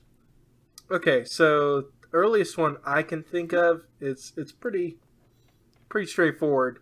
I was in daycare, and we had a playground outside, and I was out there playing, and I think I had a headache or something like that. And I used to have I still get horrible headaches now, but when I was a kid, they were so bad that I was like screaming. That's how bad of headaches I would get. And sometimes, eventually, I would throw up. Well, I was out at recess, and I had a headache, and right there in the middle of recess, there was like this sort of like picnic pavilion type thing that was kind of around the playground that kids could like jump on and all this kind of stuff. I wouldn't. Maybe it's not a picnic pavilion, but something like that, where it was like all wooden and had like a canopy top to it. That kids could like jump on and play around on and all that kind of stuff. Well, I got up on that, and all of a sudden I threw up right there on the pavilion. Right there at the middle of recess, and no Wait, one were wants. you standing? You said you were standing on top of the picnic table? It wasn't okay. So I'll have to see if I can maybe find a picture somewhere. It was weird. Of you 'cause it throwing wasn't up, like I don't really want to see that, Mark. No. Picture of you throwing up. Someone's got to have a picture somewhere. I have evidence. No. No, it was some weird like canopy pavilion, not like a picnic table kind of thing. It's weird to describe because there wasn't any furniture or anything on it. It was just literally a thing kids could just walk on and jump on and kind of stuff. It was almost like a little platform kind of thing. It was weird. Anyway, so I was standing on top of that, and all of a sudden I just threw up. I remember this big old pink blob, just right there. Just threw up. Nice. And of course the daycare workers came over to me and they saw I threw up and all that kind of stuff, and I had to get picked up by my parents, by my mom, and so that was obviously very embarrassing because there's other people around just kind of staring at you while you've just released your innards, and the crowd assembles. And you've got, and now the teacher is escorting you into the building. But I think that's probably the earliest one I can think of. Nice.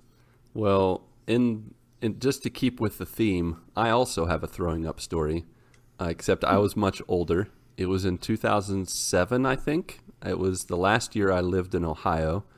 I worked at a YMCA, and I was like a front desk. I think they called us what do they call us? Like a membership coordinator or a relationship coordinator or something. We pretty much just checked people in and took care of memberships at the YMCA. Well, we got a free membership for like doing whatever we wanted, like swimming in the pool, using the courts, working out in the gym. And so I got a free training session with the trainer. And he and I were really good friends, and he asked me like what I wanted to accomplish and do all these things. He's like, well, for my very first workout with people, I usually like to push them to their limit and see what they can do. And this guy pushed me so hard. Like as soon as I would say I'm done, he would say 5 more. And he did that with everything, and I didn't catch on soon enough. Eventually, I got to the point where my tummy's talking to me. And all of a sudden, I just stopped. I was like, I can't do anymore. He said I turned white, and I tried to make it to the garbage can, but I didn't make it. And I just threw up like projectile vomit in front of myself out in like just the middle of the aisle section, to the side of the bench in the weights and all that stuff. And I mean, honestly, I felt so much better that I didn't really care how embarrassed I was because I only had relief. My tummy wasn't hurting anymore. So, but yeah, I definitely feel you, Mark, in the throwing up department. Not fun. Ronnie, how about you? What's the earliest embarrassing story that you can think of? So, I don't remember a lot from when I was way younger. I know there were times in school that I was embarrassed for certain things. I just like one specific thing that doesn't come up. I think the earliest one that I had thought about when we decided we were going to talk about embarrassing moments was actually my senior year of high school. So I don't remember if I've actually told any of this story on here or not, but so in football when you kick off, you have the receiving team, which is kind of like scattered all over the one half of the field, and all the kickoff team is in like a line. Well, I was on the kickoff return team, and I was the first guy about, 20 yards away from where the ball was being kicked off. Like I was looking right at the kicker. And he goes back to kick and kicked it straight at me.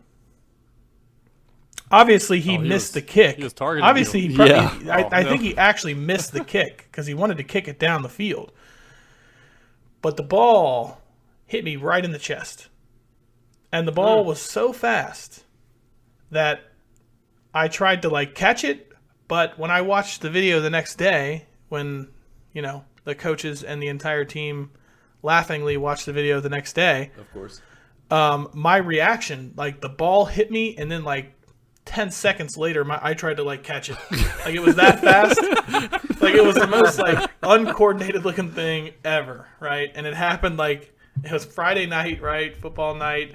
Everybody in the crowd It was the most embarrassing thing, like, at the time. It was so embarrassing, in fact, that I ended up just getting mad. So the next kickoff, I went after the kicker. And to make matters worse, I decided I was going to completely drop my assignment and just level this guy. That's it. That's all I was going to do. We were losing anyways. I mean, I didn't care. So I dropped back like I'm going into, like, blocking coverage. And then I just kind of looped, and I was watching him the whole time. And I'm coming down the field at him only. He's like the last guy down, so I like pass a couple of his guys to hit him. Well, he notices me pretty much at the last second and just stops, and I just went flying by him, missed him completely. I was like, yeah, that guy got the better of me tonight. Like, I'm not going to try again. So those were all on video, and of course, like, the next day, like, football's all about, like, razzing your teammates and stuff. So the next day, like, I took it pretty rough. Like, I took it on the chin the next day from basically the whole team. Like, it was the big joke going around for a while. So that was the earliest one I remember, though. And Nice. Out on the field, the stands are full. Like, everybody sees it, and then the next day you have to relive it the next morning. Like, it was awful. Nice. Gross. Well, you are not alone, my friend. Our very own Tim Pollen. He said on Discord, in high school, I wanted to switch from guard to tight end. Speed was no trouble, but when I went out on a crossing route, I turned to locate the ball, and it was already there, in my face. Hard. Oh, man. Yeah. I can think of a few youth group hangouts where we would be playing volleyball, and, like, I remember one time at a lock-in, I went to get a drink in the back kitchen, and I walked out. As soon as I walked out with the drink, somebody hit that volleyball, and it hit right in the drink, right in my chest. And just whatever I had to drink was everywhere. And, like, everybody stopped, looked, and laughed, of course, or clapped, or, were mean. It's just a part of life. There's nothing worse than when so many people see it. Yeah, it's good times. I have an embarrassing story similar to that at youth group where I almost died. That sounds worth hearing. Yeah. Try not to laugh, make it awkward. Do tell. Near-death embarrassing. hear it. It's going to be great. So my church growing up, we are right next to a little park, and it had a baseball field right there. So after youth group, we had, I guess, enough equipment. I don't know who had the equipment. I can't remember where we got it, but we were able to go out on the field and play baseball after youth group one time. And when I was in high school, I had horrible acne. It was a particular type of acne called cystic acne. So it's not just your little bumps and stuff that your pizza face that you get in high school. Yeah, these were like huge cysts, huge bumps all over my face. And I had one right by my temple on my right side. And I got up to play at bat. Now, thankfully, I was wearing a helmet. We had helmets, so that was awesome. Well, Awesome. Because otherwise I would not be here speaking to you probably. And so I go up to bat, and dude throws a wild pitch. And it clocks me right in the side of at the helmet, right there at the temple. And so, had I not been wearing a helmet, I probably would have died. But because I had a helmet on, it was fine. But it caused the cyst that I had on the side of my face to explode. Oh no! And bleed everywhere. Oh, man. Oh jeez. Yeah, baseball's hurt. They're horrible. Oof. So yeah, that was lovely having to walk that off and go into the church while my entire youth group is staring at me. I bet. So yeah, could have been a lot worse, but still not fun. Yeah. So your story, Mark, actually, it does remind me of a time when I was a lot younger and was embarrassed, and it was a baseball story as well. I could have only been maybe 9 or 10, maybe, and I was playing baseball. I was on third base. I was the runner on third base during this game, and my parents are sitting in the stands, and my aunt and uncle and their daughter Nikki, who was about my same age, came to watch the game. Well, they got there a little bit late. Like when they got there, I was on third base. And like I take my lead from third base, just a few steps or whatever. And that's when they were like yelling to get my attention.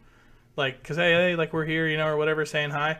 So I kind of turned and I was like talking to them for a second. And I got picked off. Like they noticed that I wasn't paying any attention at all on third base. And they threw the ball over and just tagged me out. And I remember being like so embarrassed, like having to walk back across the field to the other dugout. Like it was awful. It was a terrible one. Like as a little boy, I feel like that is like just traumatic. Yeah. Like, everything's man, worse. Yeah. Yeah. Well, we actually have some more baseball stories. Ryan Straube on Discord said, I've got so many embarrassing moments. In light of the MLB baseball season starting, I'll share a boneheaded baseball moment. I believe this was my freshman year of high school, and the varsity coach was in our JV dugout, which adds pressure as you want to impress him. Well, I somehow got on base but wasn't aware of how many outs there were, and there was a fly ball to right field. In normal circumstances, you'd stop and see if it was caught before running to the next base, which is what I did, except there were 2 outs, which means I should have been running. I could have sworn I heard my coach tell me to get back. Well, as I was waiting to see if the ball was caught or dropped, the guy that hit the ball passes me. The outfielder, come on, man. The outfielder dropped the ball and throws it to second base, where the guy who hit the ball was already safe standing. So I jogged, confused and embarrassed, to second base, where I was tagged out, and then had to endure a lashing from the coaches as I returned to the dugout. That's a rough break. Yeah. Got to keep. It is easy to forget how many outs there are. Yeah. Oh yeah, that's why the entire team is always like 2 everybody's holding their fingers up. There's 2, like that. That's really a thing. If you're out there, if you're standing out in the outfield for 15 or 20 minutes, and there's no action coming your way, like you're just wandering around like kicking daisies, like like just trying to make the time pass, and you have no clue how many outs there are. Whoosh. Yeah. I have too many stories to count from when I played baseball. I was terrible. I threw like a girl, and I just could not. I just was not aggressive or confident, so I would constantly get struck out. Or I will say that I had a nice stint at second base, but there were definitely times where you put your glove to the ground, but you're like lacking a couple inches, and that ball just goes right under. You come up with and you're just like, you come up with nothing. Yeah, and you just see it slowly roll to the outfield, and you're like, yep, that's a double. I'll never forget in baseball, I think we were in the 6th grade maybe. The kid that was playing, I think left field, his name was Brian, and a high fly ball gets hit out there to him, and he did not hold his glove up in front of his face enough. Oh, no. Oh, no. And that ball came down basically without touching his glove and hit him right in the nose. Ouch. And it 100% broke his nose. And Yeah. there was blood everywhere. And I was thinking to myself, like, that is the worst case scenario because baseballs hurt so bad. Oh, Yeah. let alone flying in the It air. reminds me of Dang. reminds me of a baseball story for me. I remember it was first practice, and we all get paired up with another person to toss. So I get paired up with the guy that clearly does not know how to play baseball.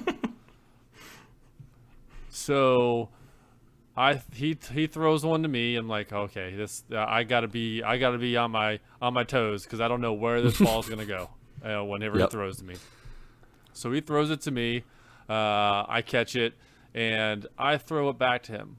Now, normally when you throw it to someone, you want to hit them right in the chest, and they turn their glove over, they catch it, they throw it right back. Well, I threw it to him to his chest, but instead of him turning it sideways, his glove, he kind of underhanded it, and the ball hit him straight in the palm of his hand, bounces off his glove straight in his nose. Man. Bloody nose immediately. This is my first toss to this kid in our first practice. That's a rough start for that kid. And he never played baseball. And to be honest, he did not play the rest of the season. It's not That's for a everyone. rough start, man. That is a rough start. He's like, well, this is it for me. It's a rough start and a rough end. Oh gosh. Okay, so have you ever had an embarrassing situation play out in front of either now obviously Ronnie, I know you kind of touched on this earlier with your story with Elizabeth, but like in front of a girl you had a crush on or you were trying to impress or something like that? Because a lot of my embarrassing stories unfortunately have to deal with bodily functions, and they make me very mad because they're never good. So when I was in 7th grade, I was in an English class, and a girl that I had a huge crush on was in that class. Now, zooming out, I never had a chance with this girl. It never would have happened. She was too much of a popular girl, and I was not popular at all. But in any case, I had some sort of a cold or something like that, or I was sick. But I was at school, and there was I think we were taking a test or something like that. And the way that the classroom was set up, we were in like, it was like it was like a circle within a circle. So it's like there's an outer circle where kids sat, and an inner circle where kids sat. And I was in the inner circle, and the girl that I had a crush on, was like on the outer circle on their far end facing me. And like I said, I had a cold, and my nose in the middle of class just, and we were taking a test, so it's completely silent in that class. My nose would not stop running. Like, it was horrible. Like, it was like the floodgates opened. Snot gates. And my nose would not... Yeah, the snot gates, yeah. It just open, and my nose would not stop running. Like, and like, I had to get... I can't remember if I got a paper towel from somewhere or something, but like, I had to like... Every like 5 seconds, I'd have to pat my nose and wipe my nose off because it would not stop running. And I could feel all the stares from people looking at me, including the girl that I had a crush on, with utter disgust. And I was like, I've never wanted to get out of a classroom so fast in my entire life. That would have been better if you just looked up at her and be like, "How you doing?" Yeah, you should have. Hindsight is so 20. You could have all this. Hindsight is so 2020. Do you want to get some of this? I see you looking.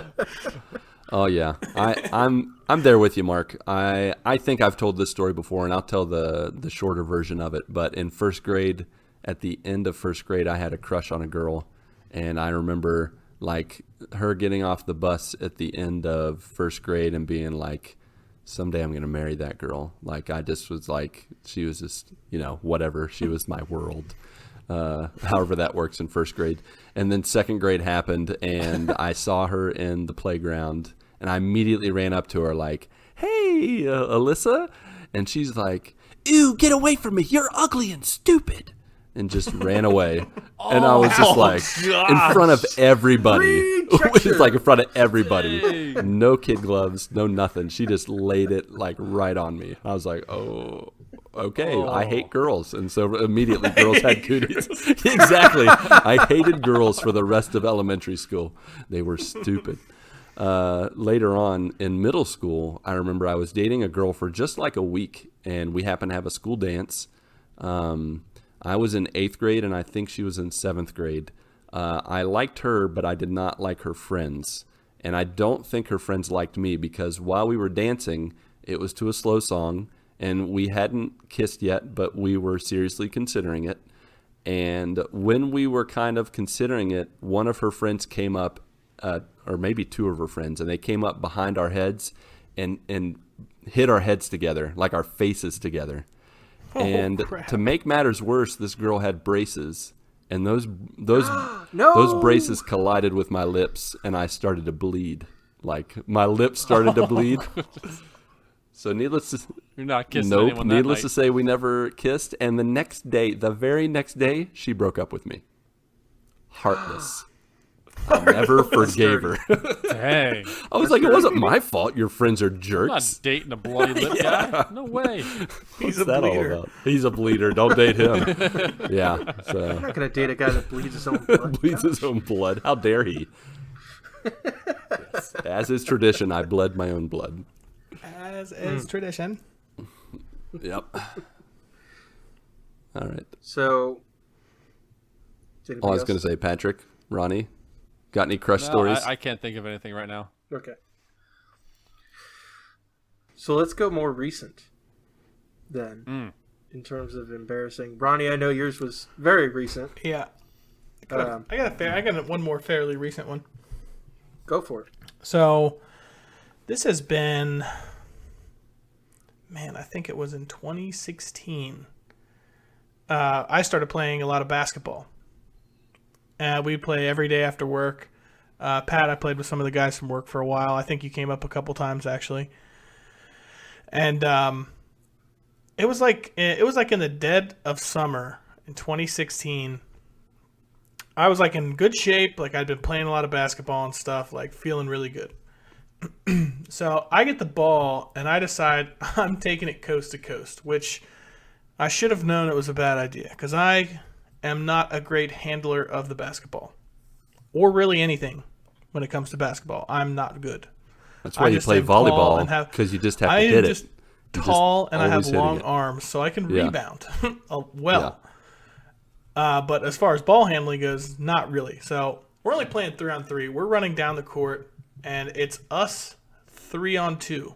They only had 2 defenders, but there were 3 of us, and it was a fast break. And I'm coming down the middle of the court with the ball. My 2 guys, there's one on the right and there's one on the left. So the defenders, as they should have, both split out to take those 2 guys. Because everybody knows everybody. They're like, I mean, they're probably thinking, yeah, we'll take our chances and let him try to make a basket here. So I decide I'm going to lay it up.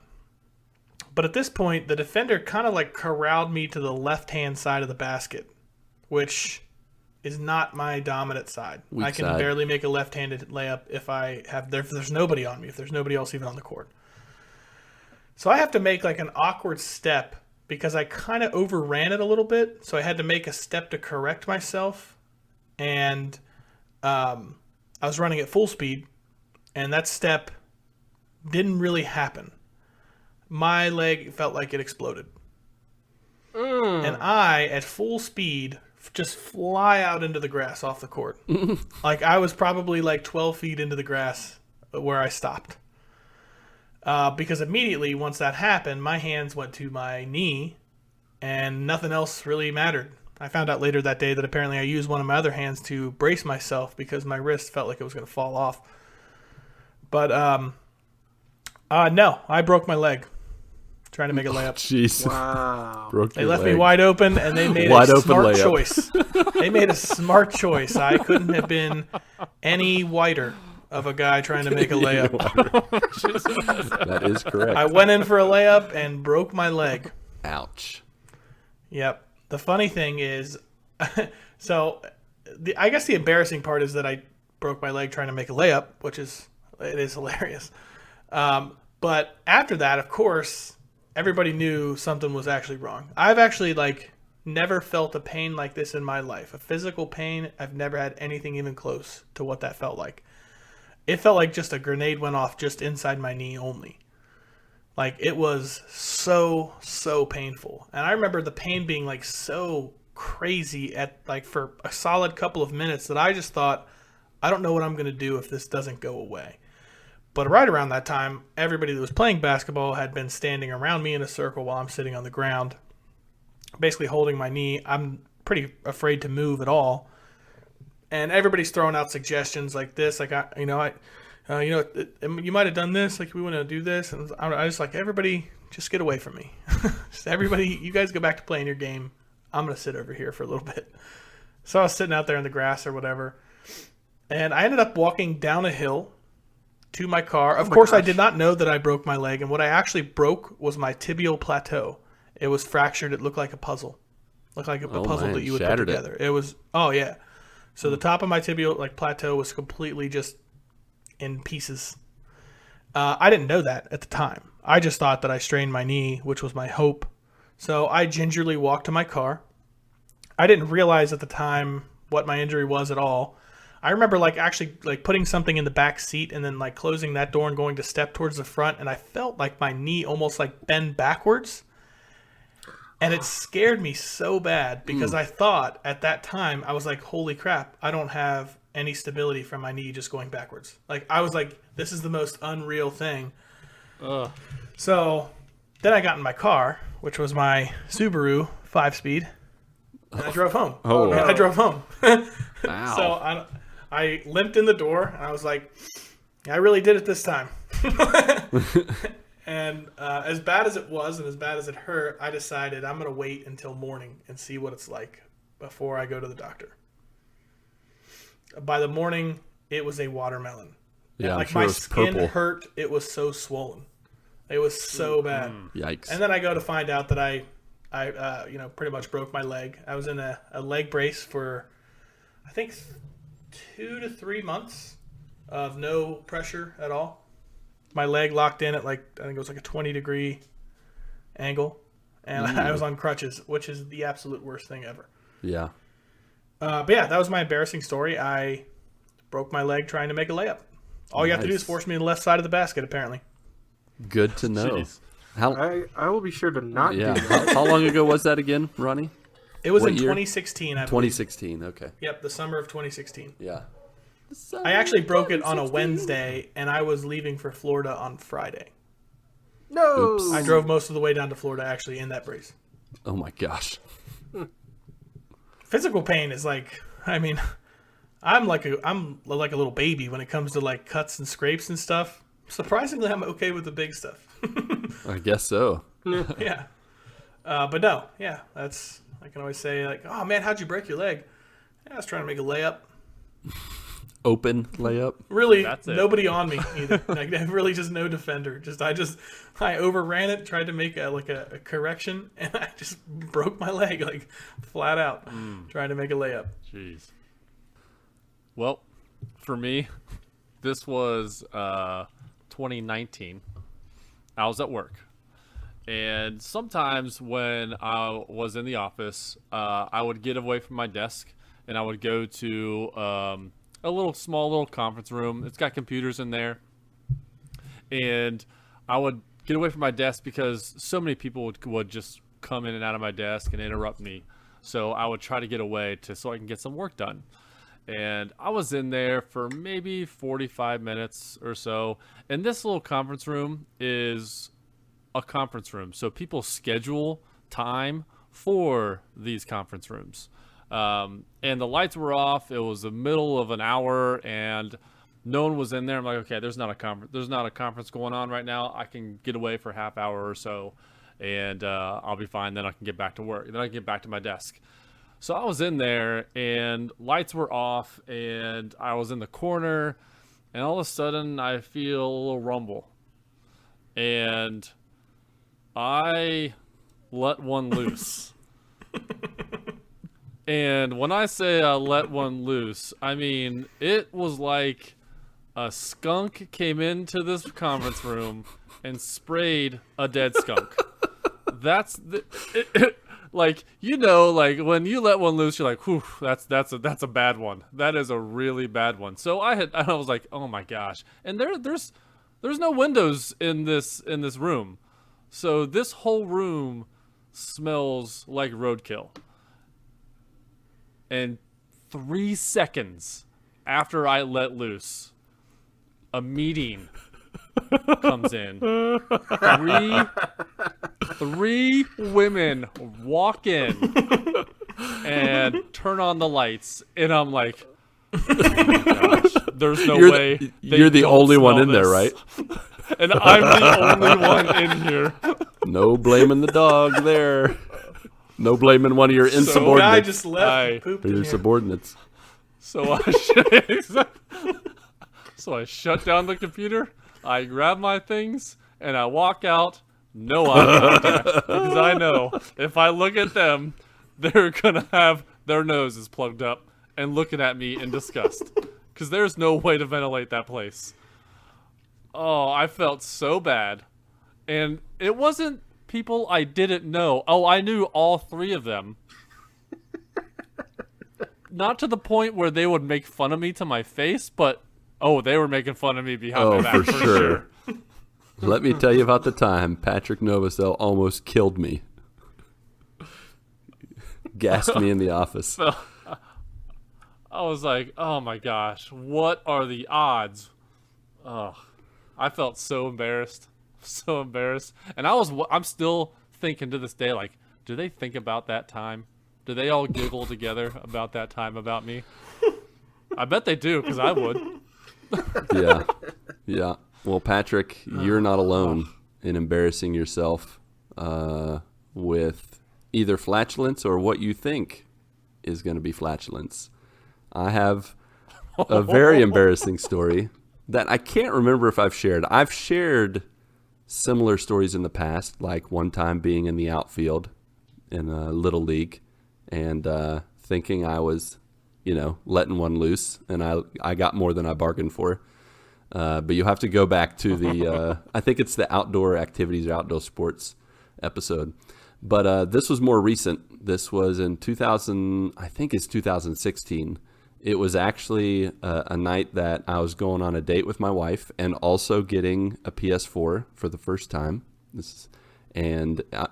Yeah, I was excited. This was going to be a stellar night. We went to Red So, yeah, let's not get ahead of ourselves. Before going to get the PS4 at Best Buy, we knew we were going to drive by Red Lobster, and I was like, hey, let's go eat at Red Lobster, because we love Red Lobster. We don't have Red Lobster in Brazil. Or we do. We have it it's at the International Airport, Guarulhos, in Sao Paulo, but who goes to the airport to eat at Red Lobster? One, it's overpriced, and two, it's a madhouse to get in and out of there. So we don't ever go to Red Lobster. So when we're in the U.S., Red Lobster is one of the ones, well, at least used to be one of the ones we always went to. So we go to Red Lobster. We eat. The meal is great. You get those beautiful, what are those? The Bay biscuits, the biscuits, the Cheddar Bay biscuits. Oh, so good.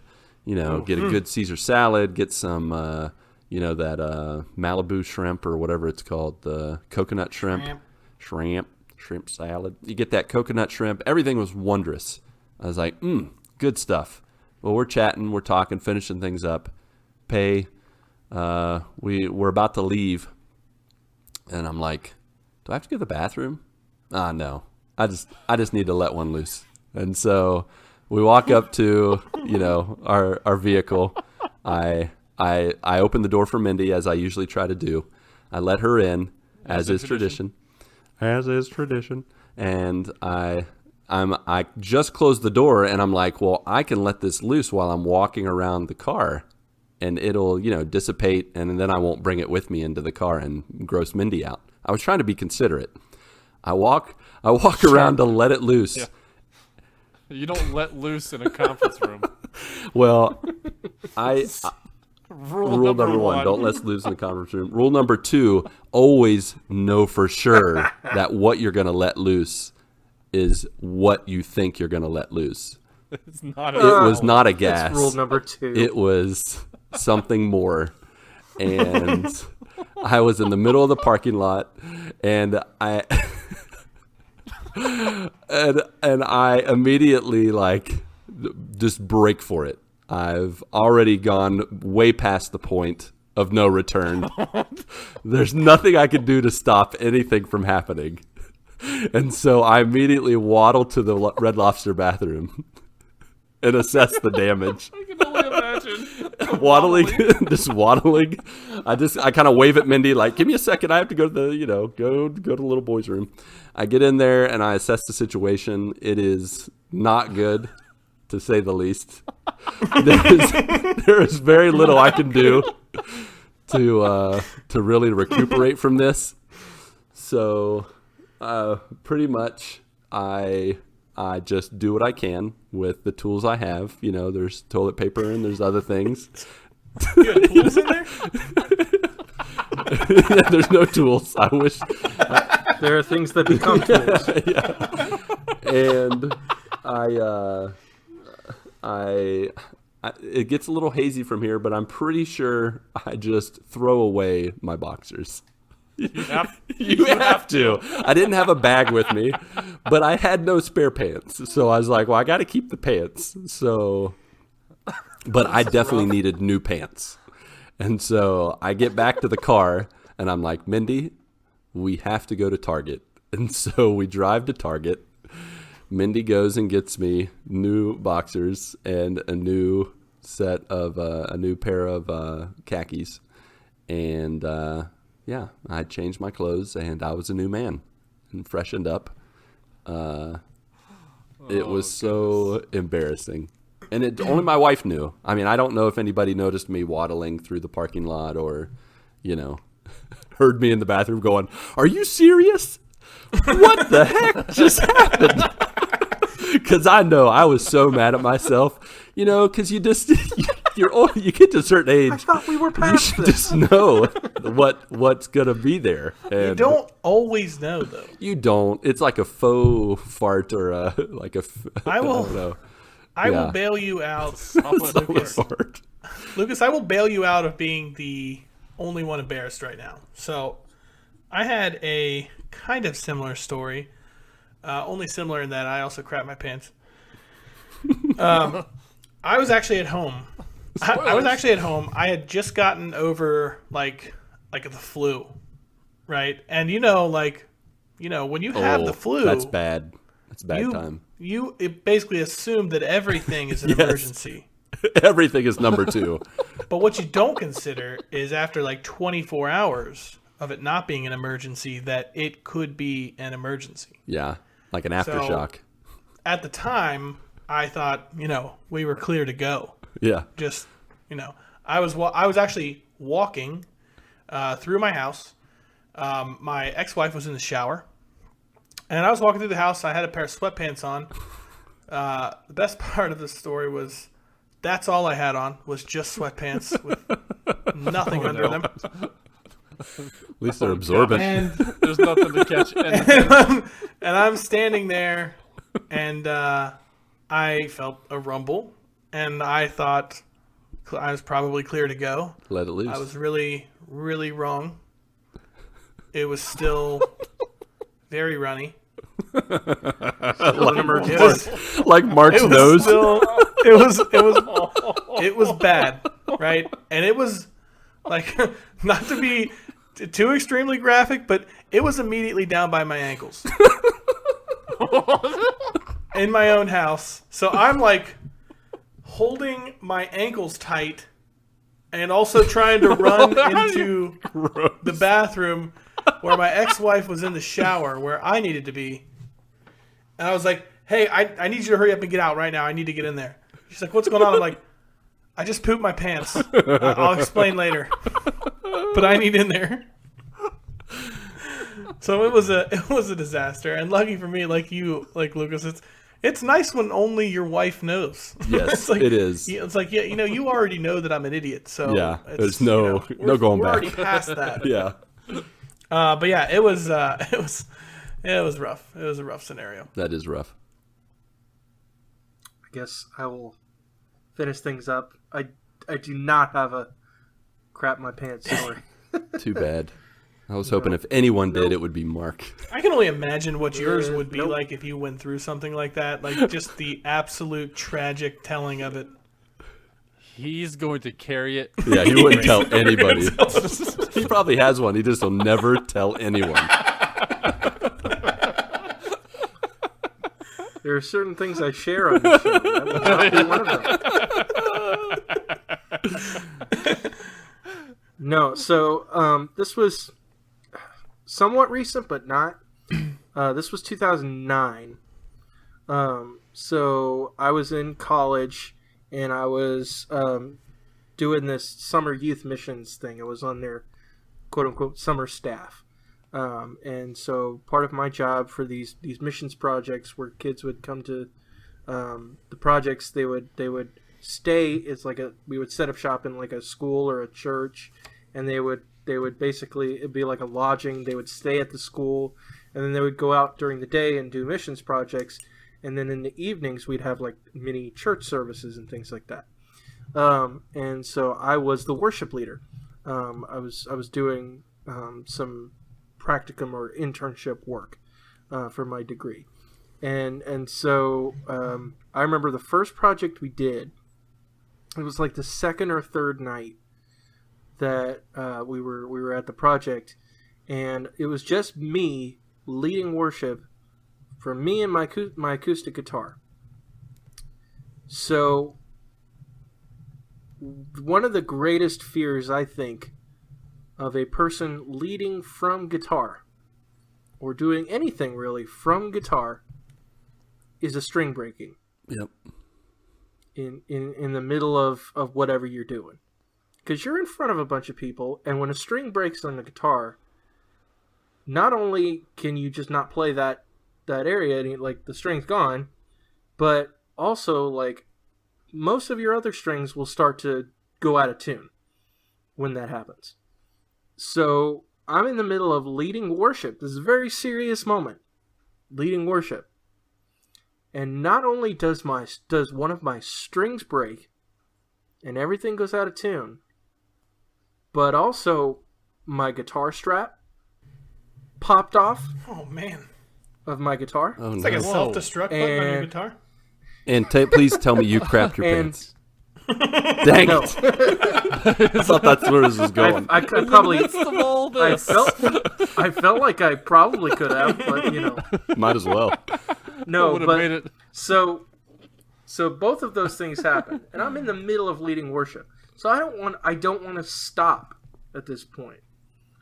So I am literally on stage with my knee holding up my guitar, playing a detuned guitar, trying to lead like worship. A flamingo with one leg up. Yes. And immediately, once that was over, I immediately hid somewhere and cried. There you go. That's a rough go. That was because there's like 150 people that are there. You know, we're in the middle of worship. It's a serious time, and all of a sudden, all this stuff happens, and I'm trying to do my best, and it was a nightmare. So Mark, that reminds me of one more story from me that is very connected. So you mentioned one of the fears of a worship leader or someone playing guitar is a guitar string breaking. My worry is always forgetting the lyrics, like forgetting what I'm singing, getting lost, blanking, because it has happened a lot for me. And one of the worst times was I sang a song as a special.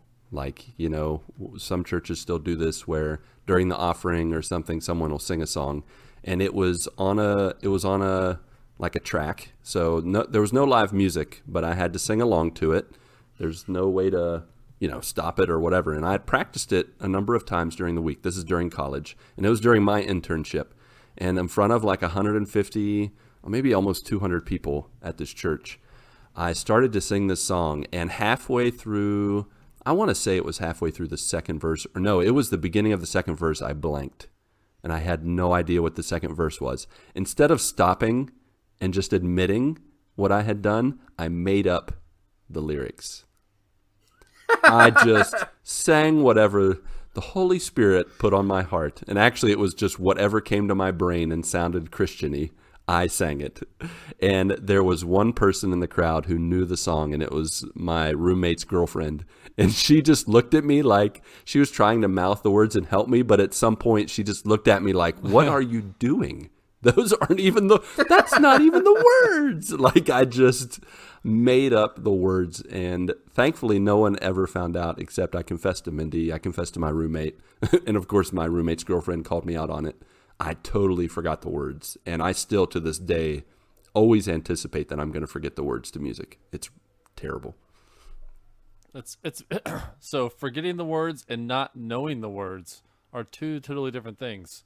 So a few months ago, pre-pandemic, we had a thing at church where the kids would get up there and sing.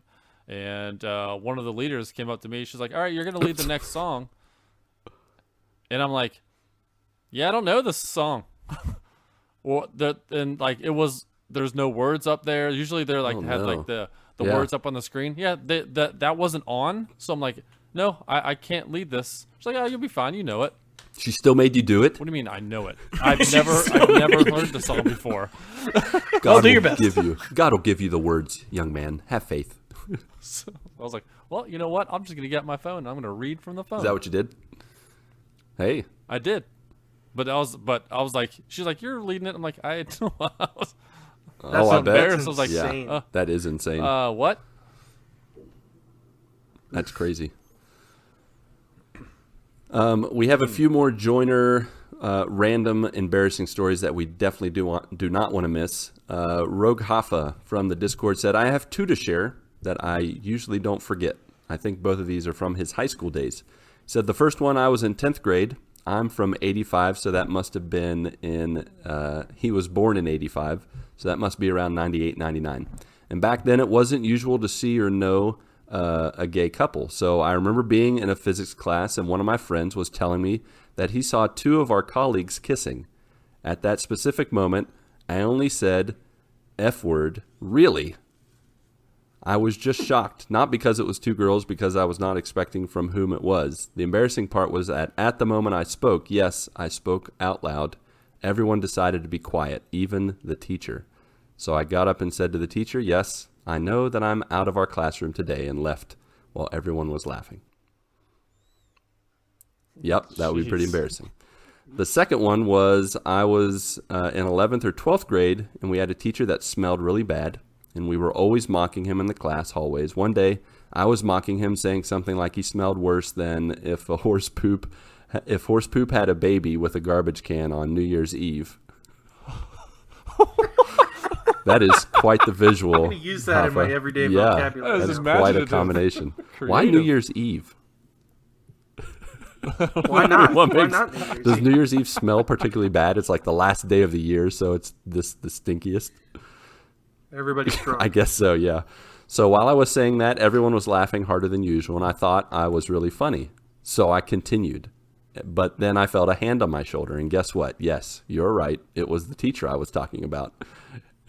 He just said, goodness. In the end of the class today, you and me will have a talk. Ooh. Oh, snap. Busted. Oh, boy. All right. Oh, I wasn't ready with the Twitter one. At Dopalicious on Twitter, our buddy Mike Doherty, he had this to say on Twitter. Yep. He had some words. He not only had some words, he had a picture too. So Sure did. he said, anyone else have their most embarrassing moment caught on camera? No, just me? Big gulps, eh? Well, see you later. So he said, you can't leave while you're telling the story, Splig, Dopalicious.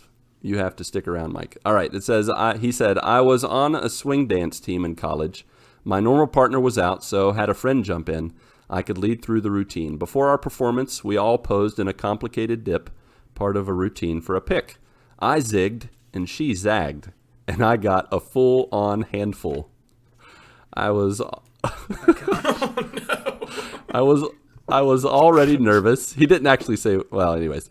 He was actually in the, and you can see the picture on Twitter if you want to see a handful of what.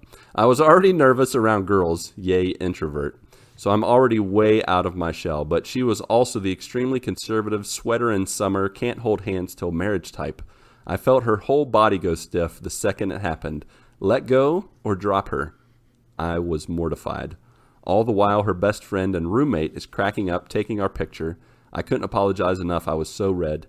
And once everyone else saw their photos, I never heard the end of it. Shame on you, Mike, taking advantage of a young woman. That's a bad time. And it gets busted on camera. It's a really awkward photo. Like everybody's dipping. Everybody's dipping, and then he looks like he's trying to. He looks like he's trying to pull a wedgie out for her. Everyone else is doing it the right way, and he's like over there. Oh man, that's rough. Good stuff. Woo. All right. Any last stories anyone wants to share? We've shared probably way more than we planned on and told too much information. All right. That is all for this excitingly embarrassing endeavors into every episode in everyone's existence. Say that 5 times fast. Nope. If you'd like to connect with us beyond listening, as I mentioned at the top of the show, follow and chat with us on Twitter at the GMG Podcast or Discord. The link is in our Twitter profile or in the show notes. Also, if you're more old school, you can write us on email, thegoodmorningguys, all spelled out, @gmail.com. And if you want to be a wild and crazy guy or gal, call us at 929-GMG-GUYS, leave a message, ask a question, and let your voice be heard. Speaking of what should be heard, as always, Mark, what are the latest song additions for the GMG Music playlist that any and all can hear on Spotify and that old Apple Music?